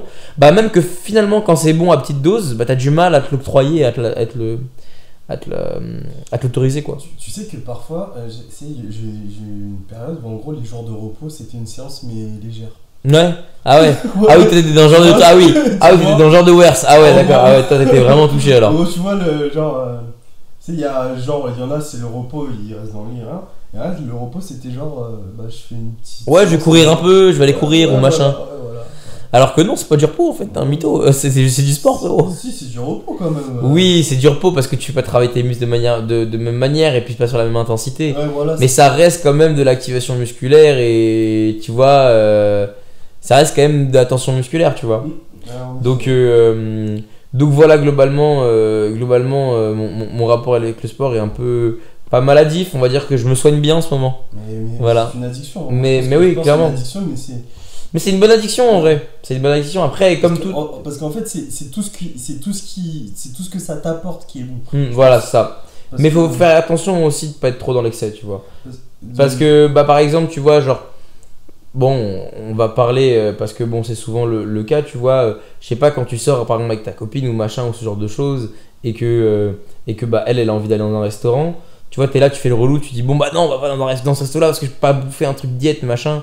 Évidemment, faut savoir un peu lâcher la pédale aussi parce que, comme je dit tout à l'heure, ce que pensent eux les autres quand ils disent allez, viens manger, qui eux pensent ne pas être égoïste et justement être ouvert, altruiste. Bah des fois en fait toi en te fermant à ça t'es aussi égoïste parce que tu te dis ouais bah en fait je pense à moi, je pense à mon truc, à machin, alors qu'en fait la personne en face elle a juste envie de passer un bon moment avec toi autour d'un beau repas, tu vois. c'est ce que je disais, c'était ça aussi C'est ça tout à l'heure, voilà, c'est ça. C'était ça, C'est ça. Mais c'est pour ça que c'est compliqué de se poser par rapport à ça et de juger le moment où ok là ça va, là non, là oui, là non. C'est compliqué à juger, tu vois. Parce qu'en plus, tout ce qui est sport, par exemple, comme la musculation, ça isole beaucoup. Pareil que ça isole beaucoup. Oui, genre. oui, c'est vrai. Ça isole beaucoup. Bah ça isole beaucoup parce que déjà c'est un sport que tu vois genre le foot. Pas besoin de te décrire comment ça se passe le foot. Ok, bon, bah voilà. Le basket, pareil. En fait, tous les sports comme ça, même si tu connais pas toutes les règles, tu vois comment ça se passe. La musculation, c'est flou pour plein de gens. Ils savent pas comment ça se passe, quel exercice, quoi, qu'est-ce, combien de répétitions, combien machin, comment je mange, machin. C'est hyper flou en fait. Alors que le foot, bon bah c'est simple, il y a un ballon, faut aller marquer, il y a tant de joueurs, basta, tu vois. C'est plus complexe que ça, il y a des stratégies. Mais je veux dire, à un niveau amateur. Ils vont venir te choper, Maxime en particulier. Ouais, là je sens que je vais me faire exploser là. Hein, mais Maxime, Maxime, il va écouter, il fait quoi? C'est pas possible, il a dit ça! Non, mais c'est juste. Attends, envoyer un message, attention! Ah, bah je m'en doute bien, j'attends je regarde mon téléphone. Mais par exemple, tu vois, au foot, tu réunis des potes, tu joues, on tire dans un but, basta, et tu t'amuses, tu vois. À la muscu, tu vas là aussi avec des potes, bah t'as envie d'arriver à un truc, de faire un objectif qui est donc pas de t'amuser, mais de prendre du muscle, bah c'est flou parce que si tu sais pas, tu t'es pas renseigné, machin. Et donc je pense aussi c'est pour ça que les gens comprennent moins. Parce que c'est hyper flou quoi comme sport et comme discipline, tu vois. En tout cas, pourquoi c'est flou? Parce que c'est pas une science exacte. Alors que le foot, bah tu mets le ballon dans les cages, c'est un but. Hein, voilà. Alors que à la muscu, on va te dire, alors pour travailler le triceps, t'as cet exercice là, cet exercice là, cet exercice là. Mais si t'as tel morpho, c'est mieux comme ça. Mais si tu veux tel machin et truc. Il y a tellement de paramètres que genre. C'est vrai que c'est ça que il y a tellement de paramètres qui font qu'en fait à chaque fois bah t'as un cas différent pour chaque personne. Il y a pas de du coup, vérité, tu vois, absolue quoi. Du coup ça isole Tu vois ce que je veux dire? Ouais, exactement. Il y a pas une vérité absolue, tu vois. Par exemple, je prends un truc de merde, tu vois, genre dans la musculation, mais tu prends des gens qui ont des biceps longs ou des biceps courts, bah les exercices qu'il va falloir faire sont pas du tout les mêmes. Et il y a des mecs qui vont te dire mais cet exercice là il est nul, écoute mon exercice. Bah ouais, le tien est mieux parce que lui il a un biceps long. Mais vu que toi vu que toi t'as un biceps court, bah c'est niqué en fait, ça sert à rien. Ah bah ouais, bah tu vois, c'est comme je sais pas, par exemple, il y a une compétition de natation, tu mets un éléphant, tu mets un oiseau et un dauphin. Ah ouais là, j'ai l'image des animaux dans la piscine olympique là. Voilà, dinguerie. Avec leur petit maillot de ouais, bain, bien sûr. Alors petit pour l'éléphant, je suis pas sûr que ce soit petit. Mais fais attention à ce que tu dis, ils vont venir te choper. Hein. Ah putain, encore. Elles vont venir te choper, surtout celles qui sont au cimetière.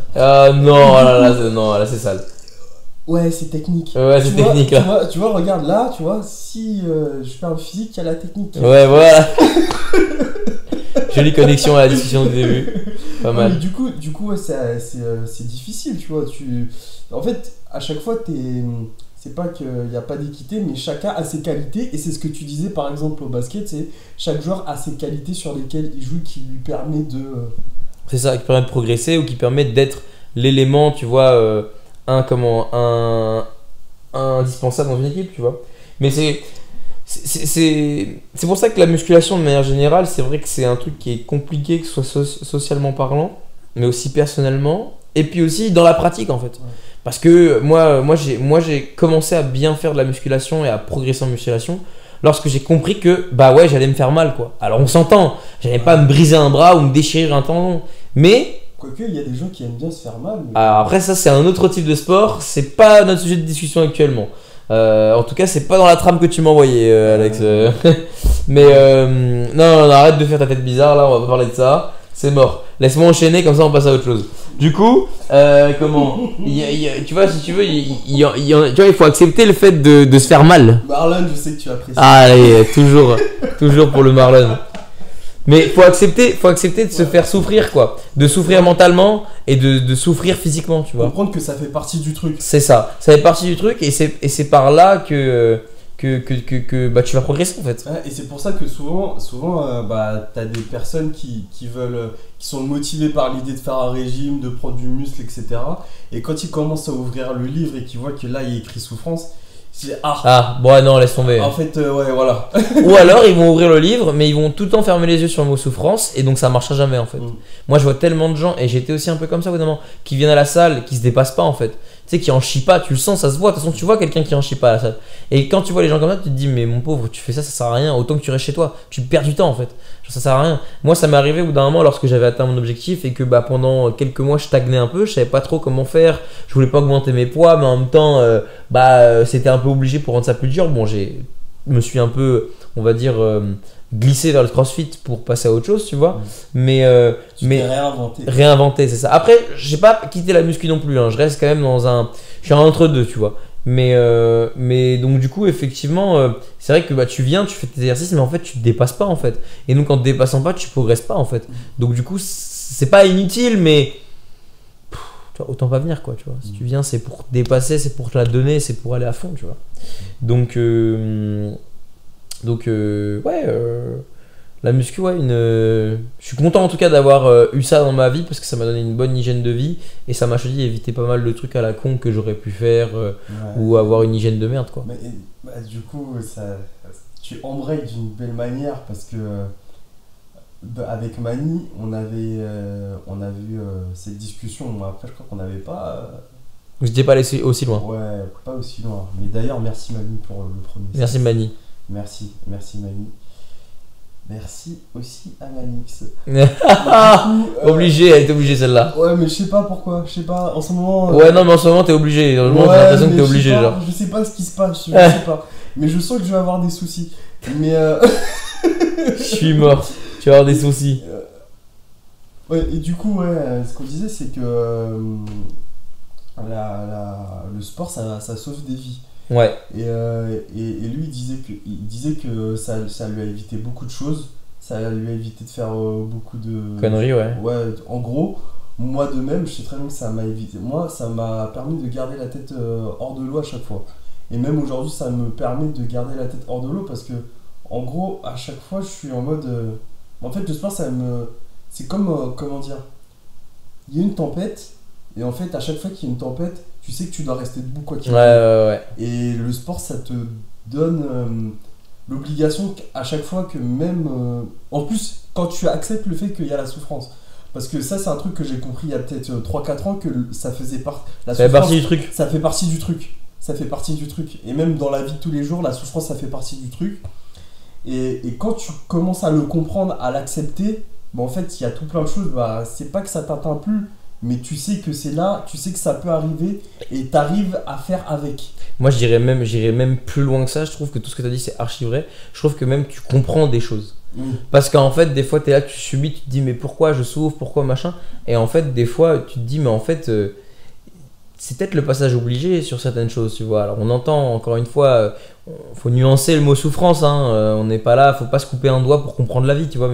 Mais je trouve que s'écrase pas des cigarettes sur voilà, c'est ça, mon plaisir tous les soirs, ok. Tous les soirs. Tu sais, si t'es influenceur et que tu vas aller à Dubaï, c'est monnaie courante. Ah ouais, c'est vrai, putain. Tu peux prendre un billet. Non, ça va aller, je préfère rester en France, hein, même pour des très grosses sommes. Mais, c'est très apprécié. Ouais, j'ai vu ça jouer, on a vu. C'est même recommandé. Hein. Cendrier humain. Je suis mort, cendrier humain. J'ouvre la bouche et vous tout mettez dans ma bouche. Mais effectivement. Oh, là, impossible. Je vais aller en enfer. Alors on va aller en enfer là, putain. Du coup, vas-y. Mais effectivement, je trouve des fois ça te permet même de comprendre des trucs, tu vois. Ouais. Et je trouve que, alors on va embrayer, tu vois, je suis l'homme de transition. Tu me demandais aussi sur la trame qui étaient les joueurs qui étaient mes idoles, tu vois, ou qui étaient pour moi le GOAT. Et ben c'est là où des fois tu comprends quand ces mecs-là parlent de sacrifice, de souffrance, de dureté psychologique. C'est là où tu comprends. Alors, on s'entend, hein, pas parce que pour moi que le GOAT c'est Michael Jordan que j'ai fait un peu de muscu que c'est bon, j'ai le même mindset que Michael Jordan, tu vois. Mais tu comprends un peu mieux en fait. Tu comprends un peu mieux le mindset qu'il peut avoir, pourquoi il dit ça et les sacrifices qu'il a fait quand tu vois toi à ton niveau ce qui est dur pour toi, quand tu vois lui ce qu'il fait. Et du coup on va enchaîner sur la question suivante. Moi mes idoles en termes de sport, bon bah voilà, j'ai clairement ceux qui m'ont donné envie. De manière générale, alors dans le foot, je vais donner des vieilles refs, hein. Enfin des vieilles refs. David Villa, ok. Fernando Torres. Ça ne m'étonne pas. Pourquoi il me ressemble vite fait, c'est ça? Ouais, c'est Don Rodrigo de la France. Voilà, c'est ça, exactement. David Villa, Torres, Drogba, Pirlo, Marquisio, tous ces joueurs-là. Alors ils ont tous des profils très différents. Mais dans ce qu'ils représentaient, dans ce qu'ils ont fait, ça m'a vachement impacté et donné envie. Alors tu vois, ce qui est très marrant, je vais relever un truc. C'est que des joueurs de foot, il n'y en a aucun qui est gardien, si t'as remarqué, ni défenseur. Que des milieux de terrain et que des attaquants, pour vraiment remettre en relief le fait que quand je suis arrivé à mon club, je voulais être joueur de champ, tu vois. Et bref, sinon de manière générale, pour moi, le GOAT, je parle pas du GOAT de son sport, je parle le GOAT, le sportif GOAT pour moi. L'athlète qui est pour moi c'est Michael Jordan, c'est indéniable pour moi. Pourquoi? Parce qu'en fait, je trouve que bon déjà il a un palmarès de fou déjà dans sa discipline, genre ça va être compliqué de faire ce qu'il a fait aujourd'hui. Je veux dire, il a quand même... Ce qu'il représente. J'y arrive justement, c'est tout ce qu'il représente. Parce que quand tu prends son palmarès, il a fait 2 tripeats, donc ce qui est énorme, donc 2 fois gagné 3 titres d'affilée, et il l'a fait 2 fois, c'est fou. C'est fou quand tu te rends compte de la difficulté de se faire juste un back-to-back. Il me semble qu'entre-temps, entre les 3... Il a pris sa retraite, il a fait du baseball. Le mec, c'est quand même fou. Il a gagné 3 titres d'affilée, il a fait les gars, le basket c'est trop simple pour moi. Il allait faire du baseball pendant 1 an, il est revenu, il a fait, vous savez quoi, je vais tout niquer. Et il a regagné pendant 3 années d'affilée. C'est fou. Mais par contre, tu vois, si tu te bases sur le palmarès, il y a beaucoup de gens qui diraient bah ouais, mais alors si on se base sur le palmarès, Bill Russell c'est le GOAT. Un mec qui a joué dans les années 60, on n'a même pas vu des images, il a gagné 12 titres. Donc c'est pour ça que pour moi, il ne faut pas se baser sur le palmarès, c'est ce que tu dis. Ce mec-là représente quelque chose. Et en vrai, quand tu prends le joueur de manière intrinsèque, c'est pas le meilleur dribbleur, c'est pas le meilleur shooter, c'est pas le meilleur défenseur. Mais c'est un mec qui avait un mindset de tueur, tu vois. C'est un mec qui avait envie de gagner, tu vois, et qui gagnait, quoi. C'était un compétiteur, ouais, c'était un assassin, tu vois. C'était un compétiteur de fou. Et je trouve que en plus de ça, ce mindset, le palmarès, je trouve que même culturellement et commercialement, il représente le basket. Je veux dire, aujourd'hui, un mec qui connaît pas trop le basket, il voit le logo de Jordan, il fait ah bah c'est du basket, tu vois.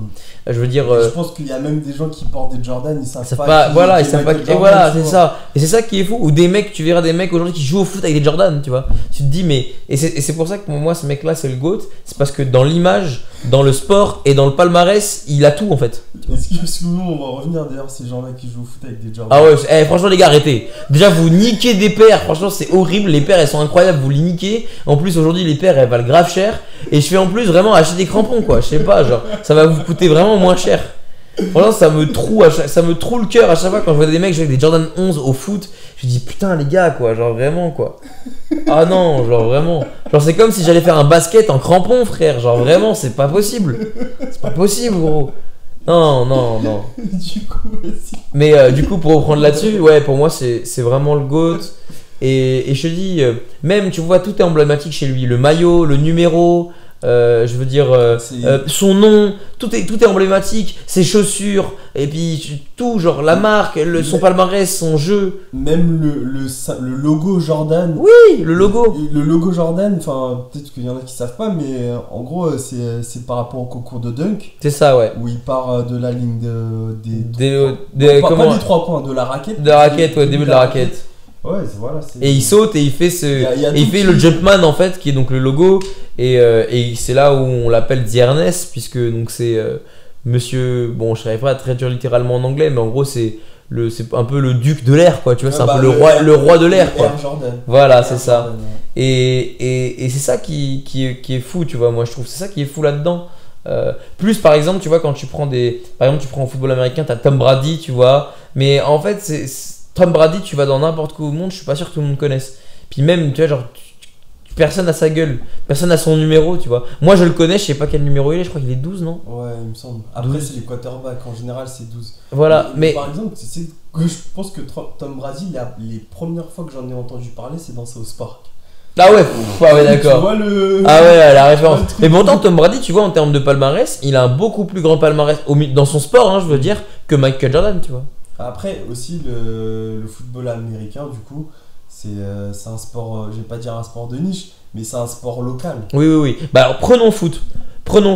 Pour moi par exemple, et c'est ça qui est fou je trouve au basket, c'est que au basket, ok, tu peux avoir un débat de Michael Jordan, Bill Russell, comment il s'appelle, LeBron James, Larry Bird si tu veux, Magic Johnson, bref il y a plein de gens, Kareem Abdul-Jabbar et tout, mais en réalité le mec qui réunit tous les points c'est Jordan.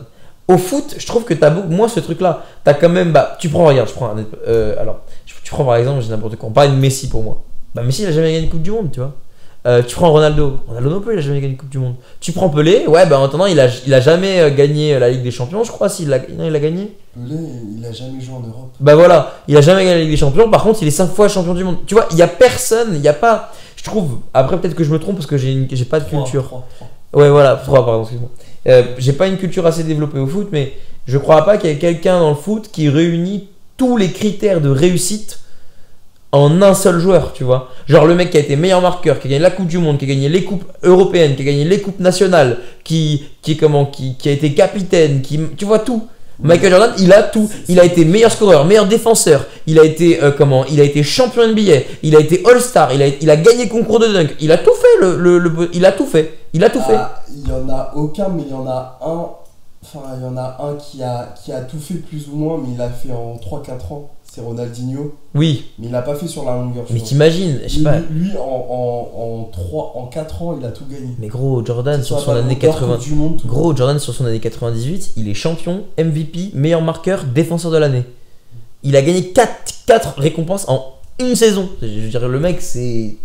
Bon, il a fait multiclonage. Bah ouais, non mais c'est n'importe quoi. Tu vois, genre là, parce que bon, je suis forcément les trucs de NBA sur Instagram. Et l'NBA, il ressortait là récemment les stats de Jordan. Quand tu regardes, mais le mec, il est premier partout. Il est premier partout. Et quand tu regardes que plus les années suivantes, bah t'as pas un mec qui domine comme ça, quoi, tu vois. T'as pas un mec qui domine comme ça. Alors on peut dire, oui, l'équipe, elle était construite pour. Il avait quand même des bons coéquipiers, faut pas oublier. Oui, bien sûr. Bien sûr que de toute façon, c'est un sport collectif, je peux pas faire ça tout seul. Mais regarde le nombre de joueurs, que ce soit au foot ou au basket, qui sont entourés et qui font pas ce nécessaire, tu vois. Ils font pas le nécessaire. Ou qui n'y arrivent pas. On va prendre un mec qui est comparé avec Michael Jordan. LeBron James par exemple. LeBron James, ok. Cette année, c'était pitoyable. Pourtant, il avait Anthony Davis, il avait Russell Westbrook, il avait alors Carmelo Anthony, c'est plus maintenant un grand nom plutôt qu'un grand joueur. Mais ça reste quand même un mec avec de l'expérience. Ils sont même pas en playoff. Donc, ce que je veux dire, c'est que. Alors, oui, c'est facile de les blâmer, mais c'est là où il faut remettre juste valeur la difficulté du truc. Et c'est pour ça que quand tu comprends ce qu'a fait Jordan et que tu comprends que tout ce qu'il a mis en œuvre, ce qui a été mis en œuvre autour de lui, bah oui, même si bien sûr il y avait toutes les conditions pour, même quand tu as toutes les conditions pour, tu gagnes pas forcément. Mais lui, il a gagné 3 fois d'affilée et il l'a fait 2 fois. Wesh. Et même le mec encore plus fou, il prend une deuxième retraite, il prend une part dans une équipe. L'équipe est tellement hachée, il fait bon les gars, j'ai 40 ans, je vais venir, je vais vous montrer comment on joue au basket. Il joue au basket, sachant qu'en plus, petite anecdote, il s'était coupé un tendon d'un doigt avec un allume-cigare, avec un découpe-cigare. Du coup, on va dire qu'il avait presque un doigt en moins. Le mec, il tournait à 25 points de moyenne, il a emmené l'équipe en playoff à lui tout seul. Il avait 40 piges. Il allait en All-Star Game. Ça, c'est la technique, ça. Ouais, mais bah voilà, tu vois, on revient là-dessus. Ça, c'est aussi la technique. Voilà, la vision de jeu, l'intelligence, le machin. Et je pense que c'est le genre de personne, c'est. Il y a la technique, il y a le travail, il y a le talent. Et en fait, quand tu. En gros c'est un player, c'est un athlète et c'est un artiste. C'est ça, ouais. Et quand tu coupes tous les. Quand tu recoupes tout, ouais. Non, quand tu recouples. Ouais. Bah, du coup, là, c'est pas cool. T'es joueur ultime. Quand tu triples. Non, je sais pas, un trouble. Non, quand tu recoupes tout. Ouais, quand tu fusionnes tous les éléments, quand tu fusionnes tous les profils, tu deviens le joueur ultime en fait. Ouais, exact. Tu deviens le joueur instoppable, tu deviens le mec. Je sais pas, bon, moi je vous laisserai vous amuser aussi à regarder ça, ou même toi, si tu veux, le nombre d'histoires de trash talking de Michael Jordan, c'est fou. Ouais, c'est hyper drôle ça. C'est trop fou, c'est trop drôle. Le mec, une fois il est arrivé dans un match, il y avait un de ces mecs qui défendait sur lui, puis le mec, quand il défend, genre, il entend Jordan compter à l'envers. Genre, il marque un truc, il fait hop, 60, 58. Bah, le mec, il avait prévu de mettre 64 points, il a mis 64 points. Je veux dire, qui décide de ça? Et genre, mais même toi, à ton niveau, en amateur, tu le fais pas. Je veux dire, le mec, il est au plus haut niveau, à la meilleure ligue du monde. Il le fait, quoi. C'est de l'eau, quoi. C'est fou. C'est pour ça que souvent, tu sais, il y a des sportifs. Tu sais, en plus, c'est un truc que disait Thierry Henry. Tu sais. Thierry Henry, putain, quel goat lui aussi, putain. Et c'est pour ça que souvent, j'aime bien dire, et que je te disais tout à l'heure, on n'est pas bizarre, c'est plutôt les gens qui sont ordinaires, je pense. Ouais, c'est arrogant. Et alors? Ouais, mais alors? Et alors? Non, c'est même pas arrogant, j'aime pas ce mot-là. Tu sais, ça a une connotation un peu genre. Moi, je trouve négatif. Ça a très mentalité française, tu vois. C'est pas. T'es confiant en fait. T'es confiant. Voilà, c'est confiant. T'es confiant et t'as confiance en toi. Et il faut de ça. Il faut de ça dans le sport. Et le sport, il faut être confiant. Parce que aller sur un terrain et dire, je sais pas si je vais gagner. Ah non, faut que tu arrives sur le terrain, faut que tu dis je suis le meilleur et le mec en face je vais le bouffer, tu vois. Ouais, c'est ça, exactement. Et du coup, moi je pense que c'est ce type de personnes, en fait, ils ont développé une mentalité qui fait que c'est un truc que je pense que je suis en train de comprendre petit à petit, mais c'est-à-dire que même, par exemple, il est en train de monter des escaliers, il voit, il y a un mec qui monte aussi des escaliers, il va arriver avant le type. Mais oui. mais tu sais que c'est maladif, hein, c'est une maladie chez ces gens-là, la compétition comme ça. Tu sais que moi j'ai un peu ce souci-là parfois, c'est par exemple, c'est un truc tout bête, hein. Par exemple, je suis dans le métro, tu vois, et je sais que je dois descendre, tu vois, je vais me lever en premier. Si je sens qu'il y a quelqu'un qui. Ah ouais. Si tu vas te lever vite, tu vas te mettre dans la porte avant lui, tu vas dire non, c'était moi le premier dans la porte. Ouais, c'est ça. L'esprit de compétition au max. Dit comme ça a l'air hyper bête, mais souvent, c'est. En gros, tu te rends compte que parfois, si t'as pas ce type de mentalité, bah en fait, t'es pas dans le bon timing. Bah non. Et en fait. T'y arrives pas. Ouais, voilà. Et en fait, à chaque fois, tu t'es face à des situations qui te font dire. Oh mais pourquoi ça m'arrive tout ça? Bah non, c'était juste pas dans le bon timing. Non. Et parfois, bah c'est un truc tout bête, hein.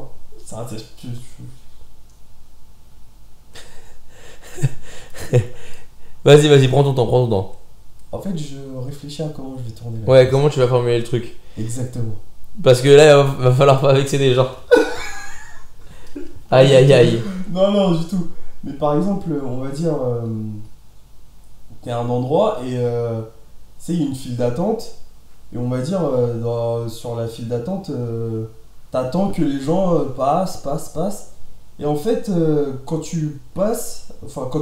t'attends que tout le monde passe, et que tu passes pas devant, mais en fait, bah il y a un enchaînement de choses qui font qu'en fait, ça te met dans une situation dans laquelle t'aimerais pas être. C'est-à-dire comment dire, une accumulation de choses. Par exemple, on va dire... comment expliquer ça? Tu veux dire sur un abcès psychologique? Non, pas sur un abcès psychologique, mais en gros, c'est un peu l'alignement des planètes, tu vois. En gros, il y a tout le bien qui s'aligne au bon moment, et en fait, c'est même pas de la chance, c'est juste que t'as été dans le bon timing à chaque fois. Ouais, parce que... C'est vrai, limite comme si t'avais provoqué, en fait, cette chance-là. Exactement. Je vois. C'est pour ça que, par exemple, les histoires comme ce dont on parlait avec Zidane, pour moi, c'est pas de la chance. Non. C'est qu'à chaque fois, il s'est mis dans la situation pour. Voilà, c'est ça. En tout cas, pour moi, je pense que la formulation, c'est pas de la, c'est pas, il a pas eu de la chance. Il a juste mis les bonnes conditions pour la provoquer, cette chance-là. Après, au bout d'un moment, des fois, ça ne peut ne pas marcher. Hein. Tu peux ne pas avoir cette chance-là, parce que moi, je pense que c'est quand même foncièrement de la chance. Mais il y a quand même un travail en amont pour avoir cette chance-là. C'est pas juste il a attendu son canapé, il a fait. tiens, je vais t'entraîner du Real, bon bah allez hop, et puis c'est tout. Non, le mec il avait un objectif, une carrière, une vision des choses, et voilà. Il étudiait les paramètres. C'est ça.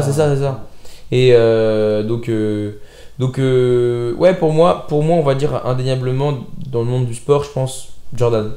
Jordan, pour tout ce qu'il représente, c'est genre, enfin moi je vois pas un autre sport où il y a un mec comme ça qui réunit tout. Peut-être le tennis, où je m'y connais très peu, avec Federer ou Nadal, qui eux ont tout gagné et qui ont raflé tout pendant des années.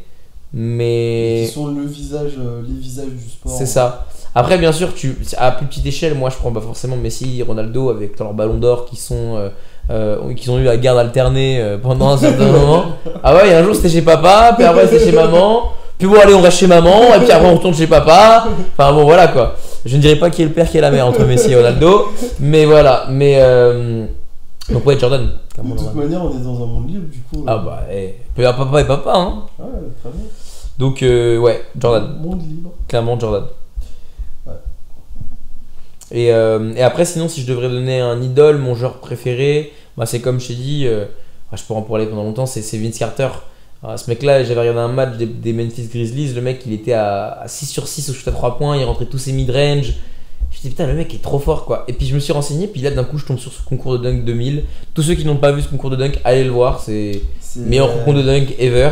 C'est impressionnant. La violence, l'explosivité, la rage, son regard au début. Au début, il fait un combat de regard avec le panier. Franchement, j'aurais pas envie d'être le panier. C'est vrai que tu soulignes un truc, c'est que ce dunk-là, c'est vraiment violent. Violent, la violence. Violent. T'entends le bruit de l'arceau. Je dis, j'aurais pas kiffé être l'arceau, franchement. C'est violent. Ah non, c'est et j'ai fait waouh. Mais même, c'est violent dans le sens où il y a des jeux. Enfin, on en parlait tout à l'heure, mais déjà dunker c'est dur. Ouais. Ah ouais, putain. Déjà, on parle pas. C'est dur. On parle pas. Déjà dunker c'est dur. Le mec là, il met le coude. Il met le coude à l'intérieur. Mais l'autre, même avant. Mais le coude il reste accroché. Mais gros, même avant, il fait un 3-6 rider, gros. Genre, je sais pas, genre. Pour l'époque, alors pour ceux qui suivent le basket aujourd'hui, c'est plus banal. Mais à l'époque, c'est un truc de malade mental, genre. C'est un truc de fou. Et puis même avec l'énergie qu'il met, tu vois, la force, la puissance. C'est limite animal. C'est ça. Et quand je vois ça, je me dis putain, mais attends, le mec là, il a. C'est quel âge il a? Putain, il a 32 ans, trop fort. Et là, il a quel âge? Il a 22 ans, il est trop fort. Genre, j'adore ce joueur. Et en fait, j'ai commencé à suivre, j'ai commencé à kiffer un peu forcément l'équipe des Memphis Grizzlies. Et ouais, j'ai kiffé ce mec là jusqu'à ces derniers moments. Et bon, ce qui est triste, c'est qu'il a jamais gagné de titre. Il a jamais été MVP parce que il est tombé en même temps sur la même période où il y avait Kobe. Et donc sur son poste, très compliqué.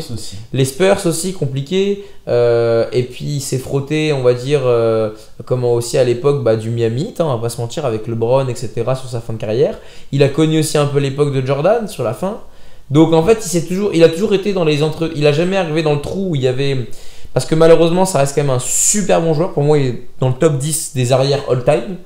Mais malheureusement, on va pas se mentir, ça reste un mec qui intrinsèquement a moins de talent qu'un Kobe Bryant ou un Michael Jordan ou je dirais presque même un D Wade, même si je les mettrais presque sur le même, ou qu'un Tracy McGrady par exemple, tu vois.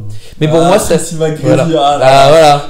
Mais voilà, on voit de quoi on parle. Mais pour moi, tu vois, c'est ouais. Ces mecs-là, Tracy McGrady et Vince Carter, c'est des mecs trop forts, mais qui sont des rois sans couronne. Ouais, artistes de fou. Des rois sans couronne. Je parle de Tracy McGrady, il a mis 13 points en 13 secondes. Enfin, c'est fou. Ah quoi, ouais, tu vois. c'est malade. Tu te dis, ce mec-là, il a jamais été MVP, il a jamais gagné de titre, quoi. C'est tellement triste. Tellement triste. Et par exemple, pour revenir à des joueurs plus actuels, moi, James Harden et Westbrook, ce sont des rois sans couronne. Des mecs qui ont dominé par un aspect du jeu, mais qui gagneront jamais de titre. Et encore, ça va, tous les deux, ils ont un titre de MVP, donc c'est pas mal. Mais Tracy n'en a jamais eu, et puis Vince Carter, il n'a jamais eu. Et surtout, ce qui est fou, ce qu'il faut se dire encore plus, ce qui est fou, c'est qu'ils ont joué dans la même équipe. Ils ont joué dans la même équipe au Toronto Raptors, incroyable. Genre, ça c'est moi, bon, je regardais pas le basket à cette époque-là, mais ça devait être incroyable, les matchs, les alley-oop en plus, parce que les deux sont hyper athlétiques, hyper forts au dunk. Ça devait être n'importe quoi. L'entraînement, ça devait être n'importe quoi. Oh là là, mec, ça devait être. Et puis en fait, parce que c'était cousins en fait, ils ont rendu compte que c'était cousins. Ah ouais, en fait, quand donc Vince Carter est tradé avant, est drafté avant Tracy arrive et en fait, il se rend compte qu'ils ont de la famille en commun et en fait, ils sont cousins en fait. Ils sont cousins. Donc c'était non, franchement, ça devait être incroyable. Et ouais, moi donc complètement fan de ce joueur-là. J'adore. Puis même, j'adorais son mindset, tu vois, un peu gentleman, classe, mais en même temps, qui se laissait pas faire, tu vois. Il m'a crédit ou Vince Carter. Vince Carter. Qui avait son caractère, tu vois. Il aimait bien quand même l'humiliation, je pense. Bah frérot, quand tu te barres sur des gueules de gens, je pense que t'as un certain attrait pour bien leur mettre ça dans la gueule. Hein. J'ai un petit souvenir, c'est un de ses dunks, je crois, à Sydney, sur un français. Ouais. Oui, Fred Weiss. Alors, pour remettre dans le contexte, faut quand même. Le gars est connu que pour ça. Ouais, oui, le mec est connu parce qu'il s'est fait dunker par Vince Carter. Mais attends, faut voir le. Si vous tapez dunk Vince Carter, Fred Weiss. Le mec, Fred Weiss, c'est une montagne, hein. Il est balèze, hein. Il doit faire 2m10 ou un truc comme ça. Il lui passe littéralement au-dessus. Mais littéralement. Genre, c'est waouh! C'est violent. C'est violent. Mais franchement, moi à sa place, franchement, j'aurais changé de prénom, Fred Weiss. Hein. J'aurais changé de prénom, de pays, de tout. Genre vraiment, tout. Vraiment, quand tu te prends un dunk comme ça, tu vis plus, frérot. Mais quoique, comme il s'appelle Weiss, c'est une consonance un peu allemande, il aurait pu aller au. Ouais, voilà. Histoire de se planquer, il aura des contacts. Ouais, voilà. Je pense qu'il a de la famille là-bas. Je sais pas, il a de la famille. Oh, quel bâtard. Quel bâtard.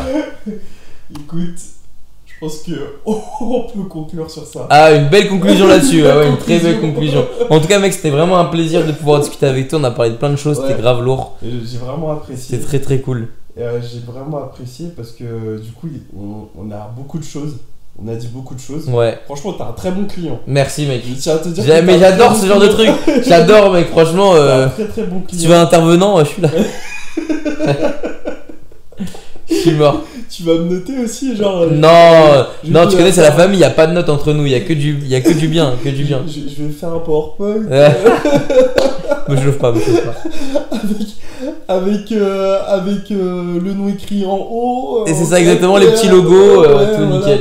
Ouais, mais je vais le taire parce que sinon j'aurai en dessous de 10. Hein. Voilà, c'est ça. Continue, finissons sur une bonne note. Ouais, du coup, ouais, c'est vraiment appréciable. Et du coup, ouais, bah, tu reviens quand tu veux. Ça, avec grand plaisir. Avec grand plaisir, tu reviens quand tu veux dans le SAS. Et pourquoi pas dans. On dit rien. Ça, il y a des projets. Avec plaisir. Ouais. Et du coup, bah, tous ceux qui sont là dans le SAS, enfin qui sont restés jusqu'à la fin, je pense que de toute manière, je la sortirai en 2. Ouais, ok. Donc là, je le dis à la fin, mais ils le sauront pas. Il y a que les vrais qui écoutent à la fin, il y a que les vrais. J'écrirai part 1, part 2, tu vois. Mettez dans les commentaires vrai pour savoir qui était vrai. Technique des youtubeurs là. Cliquez, bonne. C'est ça. Ah ouais, Morsaille, wouah. Ah non, couple, là c'est bon, arrête. Arrêtons là. Du coup, merci à tous ceux qui écoutent, suivent le SAS, que ça soit sur Instagram, Twitter, YouTube. Sur YouTube, parce que c'est sur ça que ça sort justement. Ouais, c'est le plus important en fait. C'est sur ça que ça sort. Il y a toujours SAS Fitness actuellement. Bon bah, okay. Quand ça sortira, je pense que je serai sur un autre programme. Mais bon, c'est le savent pas et c'est pas vraiment mon souci. Et du coup, oui, merci à tous. Likez, partagez, laissez des commentaires, bons comme négatifs. Surtout ceux qui, dans la négativité, c'est ce qui est mieux hein, pour l'algorithme. Pour l'algorithme. Pour l'algorithme. Et même souvent, on adore les haters. Ouais, et même souvent, ouais, les haters. Et même souvent, c'est drôle parce que ça fait des conversations drôles, tu vois. Voilà. Exactement. Des conversations drôles. Il y a des. Et si vous pouvez pas faire tout ça, bah achetez-moi des followers. Voilà, exactement. C'est le bon mot de la fin. À bientôt. Merci Alex pour l'invitation. À plus.